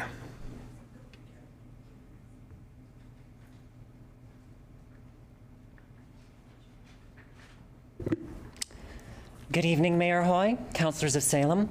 My name is Maxine, a resident of Ward 1, and I've come here tonight to discuss the subject of moral cowardice, namely the collective cowardice of this body and the individual cowardice of its members. You have now, fully drafted and ready for your votes, a ceasefire resolution from your own Human Rights Commission, a resolution which you solicited that describes truthfully the genocide being committed by Israel in Gaza. Yet you have all decided that genocide is so unimportant that it can wait weeks, perhaps even months, before it is addressed. In fact, one of you has decided it is so unimportant, she left before this. You are more concerned with avoiding political flack than you are with human lives. And if you think those concerns about harm expressed are anything other than a naked attempt to cover for genocide, then you're a fool. There are only two possible explanations for this vile behavior on your part: cowardice or extreme negligence, neither of which paint you in a flattering light. If you have ever commented despairingly on the near total loss of faith the American people have had in our governing institutions, then look no further than the mirror for an explanation. You are part of its cause. Let me make this perfectly clear. This resolution cannot be treated as just any other piece of ordinary business. It was already absurdly overdue before being written. We are not talking about where to put a new bike lane. This is about millions of people who have, for over half a year, been murdered, starved, and tortured, courtesy of our tax dollars.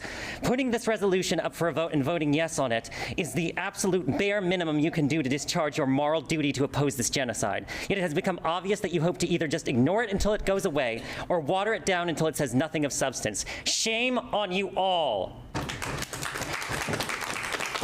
If you refuse to pass this resolution as written, then understand that you will be complicit in a genocide. There will be innocent blood on your hands that will never wash off, even if you live another 100 years. Salem may not be a great metropolis. You may not be heads of state or ambassadors, but understand that the eyes of the world are fixed firmly on the horrors being inflicted on Gaza, and history will record what you personally did or failed to do to combat these unjustifiable atrocities. No matter what you do, this resolution will become a core part of your legacies. You will be remembered differently depending on how you act now. Understand that people are not going to sit by quietly and eventually forget as you drag your feet and sweep the resolution under the rug, regardless of how much you might hope so. Nor will he accept you changing its contents to disguise, make excuses for, or mitigate Israel's responsibility for the genocide it is committing. Not a war, a genocide. Don't you dare call it a war. We will remind you daily of your duty to fight this genocide and your ongoing failure to meet it. Until you do what is right, you will not be allowed to applaud yourselves for easy victories in peace. There will be no more happy little political tea parties for you to enjoy until you do the right thing. Denounce, divest. We will not stop. We will not rest. Thank you for your testimony. Mesley?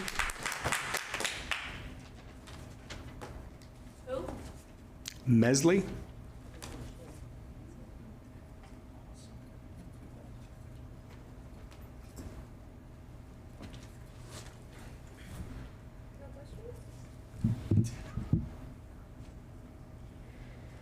Hi, Council. I'm Mesley from Ward 5. So this council sits here and claims to represent the people, right? So far, I've only witnessed self-serving, performative council members. The city of Salem claims to be tight on money, yet the council seems to be okay with staying complacent in a genocide being funded by our tax dollars. Yesterday was Mother's Day, and all I could think about was the mothers in Palestine who are giving birth while bombs drop. They're experiencing miscarriages, stillbirths, or death. Half of Gaza's population is children. 15,780 children killed. But in the name of fighting terrorism, it must be justified, right? Where is your humanity? The bare minimum the city can do is pass a ceasefire resolution and use your positions of power to press our federal government. If you're council members who truly cared for the people, you would take the time to radicalize yourselves and listen to the Palestinian people. Listen to all colonized peoples. So far, it seems you'd rather stay in your comfort and white privilege. You benefit from colonization and white supremacy. Is that something you're really okay with? CNN just leaked footage of a concentration camp where Palestinians are being imprisoned and tortured. How many of you who hold a form of power sleep at night knowing you did nothing and choose to be a complacent witness? Blood is on our hands, and history will remember Salem's council as cowards, white supremacists, and sellouts who did nothing. if we don't pass this resolution. Kara Downen.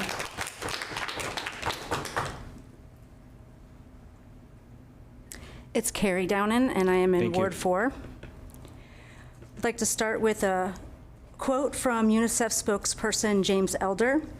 "The smell of children's burning flesh, the sight of children with unspeakable wounds of war. The burns, the shrapnel designed to rip through concrete, what it does to a child. The broken bones. And there's also the silence of children who've had their whole family wiped out." As gracefully as Commissioner Nordyke said before she left, May being Mental Health Awareness and Foster Awareness Month is a great reminder about how many surviving children in Palestine will be left with severe mental health challenges and the need for foster care and adoption. As of May 6th, the last update was there are over 17,000 orphaned children. And all of the surviving children will suffer from the mental trauma they and whatever surviving parents or family has after watching their loved ones brutally killed, picking through the rubble to find body parts, watching IOF soldiers torture their families and community members in front of them. Children have had to endure medical treatment with no pain relief, no adequate food, water, or shelter, while so many of them can't even have the comfort of their own families. The need for action is urgent. For Historic Preservation Month, I'd also like to point out that there's 203 heritage sites that have been destroyed, as well as the 680 mosques and churches. We need a ceasefire. We need it now. The City Council must join the other brave city councils in calling for a permanent ceasefire and divesting in any involvement that spends the taxpayers' money on illegal occupation funded by the Biden administration's loyalty to this illegal apartheid state. The citizens of Salem who have contributed $2,357,111 tax dollars demand a ceasefire resolution. The Civil Rights Committee spent their time and effort to write it, and it's time to pass the resolution as is now. Sabrina.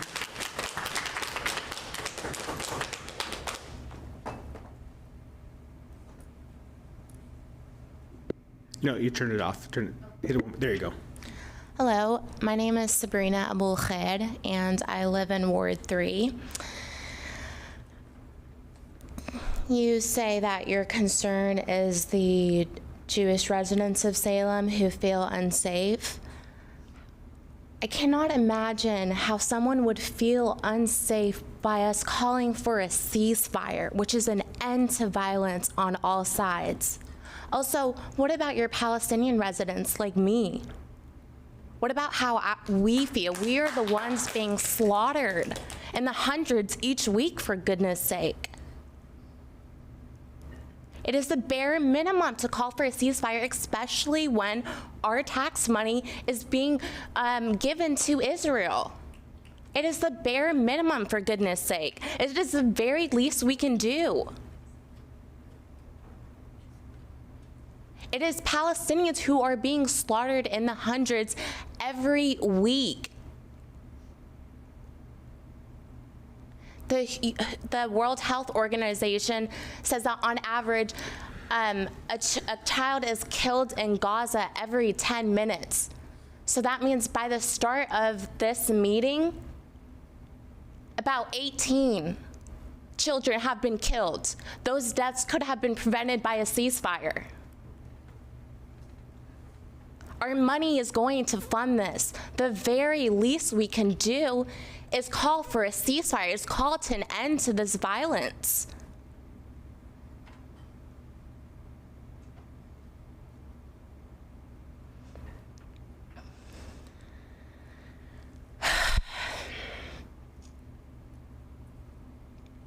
I'd also like to mention that what we are seeing now is part of a process, an ongoing systematic process for the past 75 years of erasing Palestinians from Palestine. This didn't happen on October 7th. We're a population of 13 million people globally. Over about half of our population, 6 million Palestinians, are registered as 5 to 6 million Palestinians are registered as refugees with the United Nations. We are not allowed to return to our home. We did not go to anyone's house and kick them out. We have been living here for hundreds and hundreds and hundreds of years. This is part of a over 75-year long process of erasing us from our land. And this is just the latest escalation. The very least we could do is call for a ceasefire. Thank you.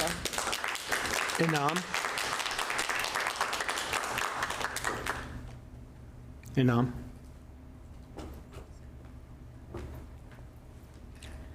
Hello, Mayor Hoy and you other council members. So you guys have heard me speak before, about twice, I would say. And I'm not sure if I told you this before, but I am Palestinian. And I do feel fear. I wear the hijab. I wear my kufiyyah. But my fear does not matter in the slightest compared to what is happening in Palestine, in Gaza. I can't even imagine talking about my fear when there is hundreds of children dying every single week, houses being demolished. There are no hospitals left, basically. There are no schools left. People are graduating right now in this season, and the Gazan people cannot be graduating. They are not moving forward in their grades. They are stuck where they are, and they are being cornered, and they are being killed, and they are being bombed. And I am here to convey to you, all of you guys, to add the ceasefire resolution that the Human Rights Commission has drafted per your request to the agenda the very next meeting. Many of the responses that my peers have gotten back from you when they emailed you this week to urge you to add the ceasefire to the agenda was that it may take a few weeks because you guys are reviewing it. A few weeks is too late. Last week was too late. And how long are you hoping to postpone this conversation? All the issues you are all concerned about here in Salem, such as the schools and the children and the houselessness and mental health and every other issue, is happening in Gaza, in that small space. It is happening to every single person. It is going to happen for generations to come.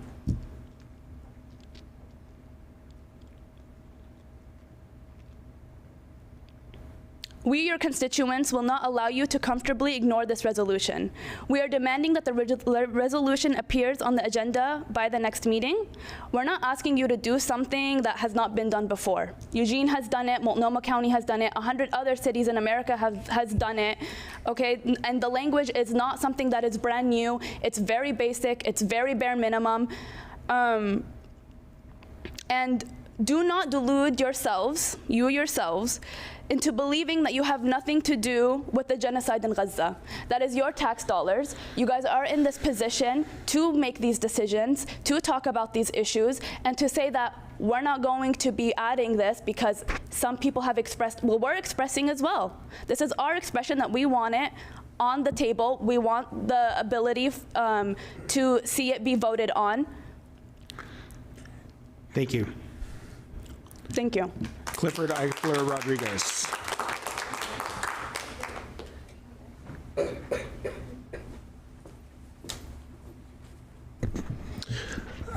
Clifford Eichler Rodriguez, Ward 7. I come here as a measure of accountability and these calls for accountability. Mayor Hoy, I'm so disappointed with that statement. That's a statement that we're going to do nothing. And you are. You are doing nothing. You are leaders in our community. You have the responsibility to show what leadership is. This is cowardice, straight up. In this resolution, you were asked to do one thing, to plead for peace. Often Salem leaders like to point that the city of Salem, the name Salem, derives from Hebrew and Arabic, meaning peace. Yet you cast that aside so easily as millions are under attack. We are privileged to live here and not hear a bomb. We are privileged to go home to our families and know that they won't die tonight from bombs, from starvation. The people of Gaza do not have that privilege. Millions are dying, or excuse me, tens of thousands are dying, and 1 million are on the precipice of starvation. And we stand by and do nothing. We see you do nothing. We are asking you for the ceasefire resolution. You didn't have to do any work. The Human Rights Commission did that work for you. You just need to vote on it. You need to stand up and show what peace actually means. You need to advocate to our federal delegation that our money shouldn't be spent on things like this, that they should be invested into our community and communities across the country. If you're talking about homelessness, you're talking about mental health, you're talking about all these problems, and we don't have money to solve them. Yet in Israel, they have paid family leave. They don't have to pay health insurance. I have to work. Many people have to work just to get to see a doctor. That's our privilege. While we send money for bombs to kill children across the world. Come on now. There are some things that are a little easier than others, right? We're not asking you to do anything. We're not asking you to go to Gaza and stop this. We're just saying, please stand up. It is time to stand up now. It has been time to stand up. And you are our leaders. 5 of you are running for election. You want to continue to be our leaders? Then show leadership. God damn. Yesenia Salinas.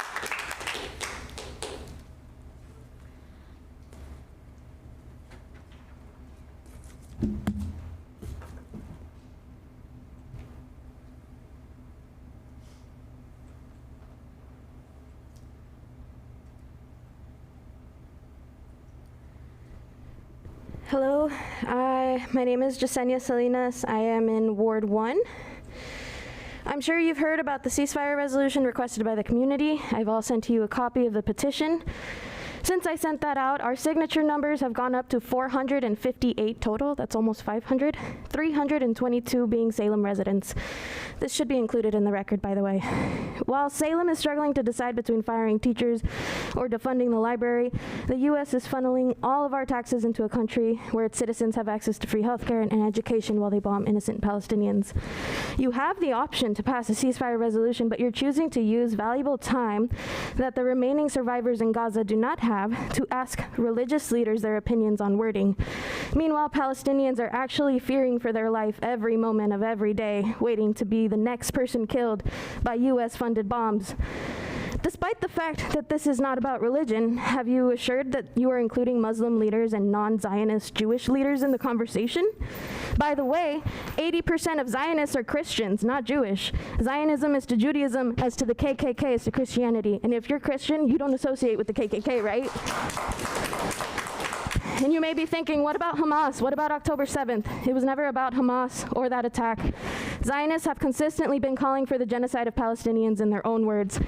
For example, Eliyahu Yossian, a member of the IDF, publicly has been saying, we don't take into account that Hamas is not the enemy, but all of Gaza is the enemy. A baby there is an enemy. A first grader is an enemy. A pregnant mother is an enemy. As many corpses as possible. Merav Ben-Ari, member of the Israeli Knesset, the children of Gaza brought this upon themselves. Yoav Gallant, Minister of Defense of Israel. We are imposing a complete seize on Gaza. Gaza will not return to what it was before. We will eliminate everything. Now, if you're talking about fear, that sounds fearful as fuck, all right? Mayor Hoy, when Salem had a town hall, With Representative Salinas, you boasted about your friendship with her. Same thing when Senator Jeff Merkley had a town hall. You, of all people on the council, have the capacity to bring a ceasefire resolution to the attention of these representatives, and you're choosing not to. Why? So you win the upcoming election? Is that really worth staying silent on a genocide? Thank you. Margaret Manoogian. Please get off your phones.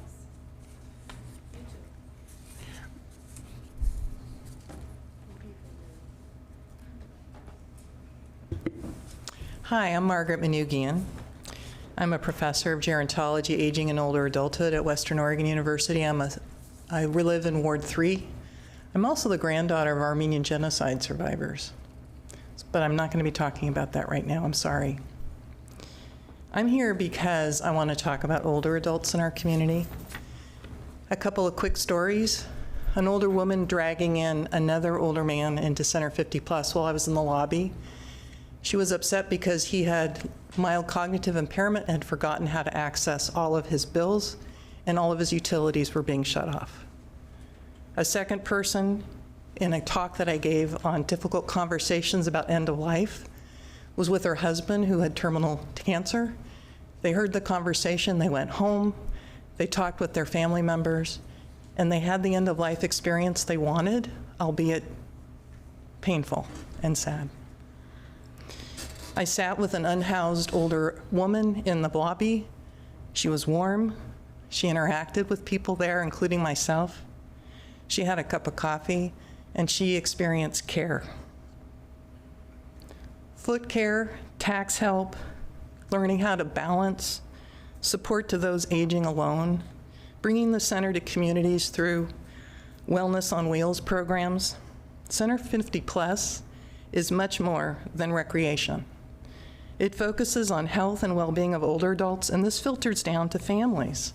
I won't go through all the evidence-based research that supports a place like Center 50 Plus. However, I have focused my scholarship on the relationships between adult children and their older parents, and on the legacy of genocide across generations. If we don't provide the type of place for our older adults and family members, the social isolation, critical search for purpose, and important information and care will burden families, healthcare organizations, and our community, including the need for more help for those that don't have resources. I'm concerned that we're not investing in our older adult population in this community. Why? We might be afraid of our own aging process.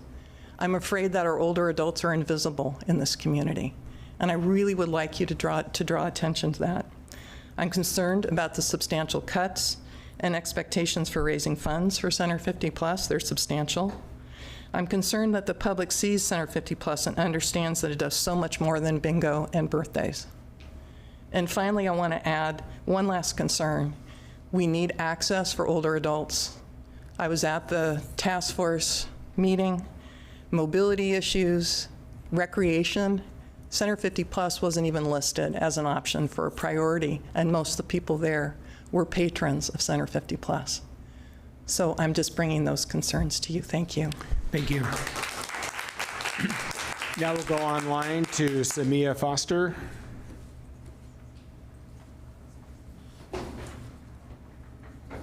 Thank you. My name is Samia Foster, and I am in Ward 1.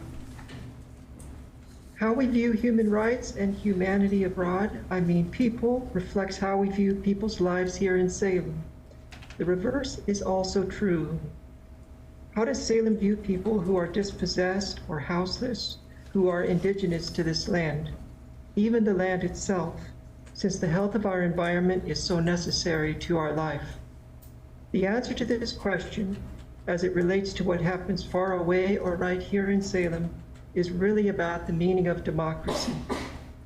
There's direct democracy, where the people make demands and by expressing their collective will are able to bring about the demanded result. But we live under a representative democracy. Periodically, we give our votes to candidates, hoping they will represent the people's will and bring about policies that benefit the community as a whole. When our neighbors in Salem, co-workers and fellow students, are telling us their community abroad is experiencing a genocide, that their families are being forcibly displaced and killed with our tax dollars. And so we call on the representatives of Salem's government to issue a resolution condemning this violence. Then democracy itself demands that the people's will must be recognized. When instead, our neighbor's community is labeled as anti-Semitic, as terrorists, not worthy of life or representation, then it's no wonder if any belief we had left that actual democracy exists in Salem or the United States dies. A ceasefire declaration from the city of Salem and its mayor may not directly end the genocide against Palestinians, bringing about peace for Palestine and Jewish people. But just as we lack direct control over Salem's policies, and therefore must place our hope in those who govern it, that they will act in our behalf, likewise, an official declaration for peace coming from the city of Salem would carry greater weight in shaping the policies of the institutions over all of us in the world. If Salem can declare that it values humanity and democracy, this would be no small thing under the current global system that recognizes neither of these, but only what adds to its power and its wealth. Tonight, we will learn if human beings and democratic processes are valued by the city of Salem. Thank you. Thank you. Alyssa Martinez. I'm actually here. Oh, I didn't get a link, so I showed up. okay, come on up.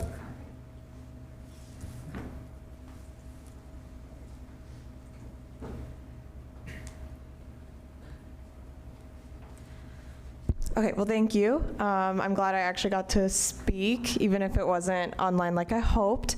So I just wanted to share what I shared with the Human Rights Commission last time when they were finishing drafting the ceasefire resolution. And I really wish I didn't have to use my friends this way, but I don't know how else to get it through to people. So my friend, who I met when I was 17 at a writing camp, his brother was murdered by bombs on October 11th. And if you want to know where he was inside a mosque praying. So my friend's brother, who they couldn't even bury because they had no body to bury, was bombed for what? For praying? For hoping that the violence would not escalate beyond what it did? My friend doesn't even know most of the time if his family's okay. And my friend might not be a resident of Salem, but I am. And I'm asking you to please consider this ceasefire resolution and to put it on the agenda immediately at the next city council meeting. I think you've heard from testimony tonight and testimony in previous weeks that this is really important to a lot of your constituents that you're supposed to represent. So please consider it. Thank you. Thank you.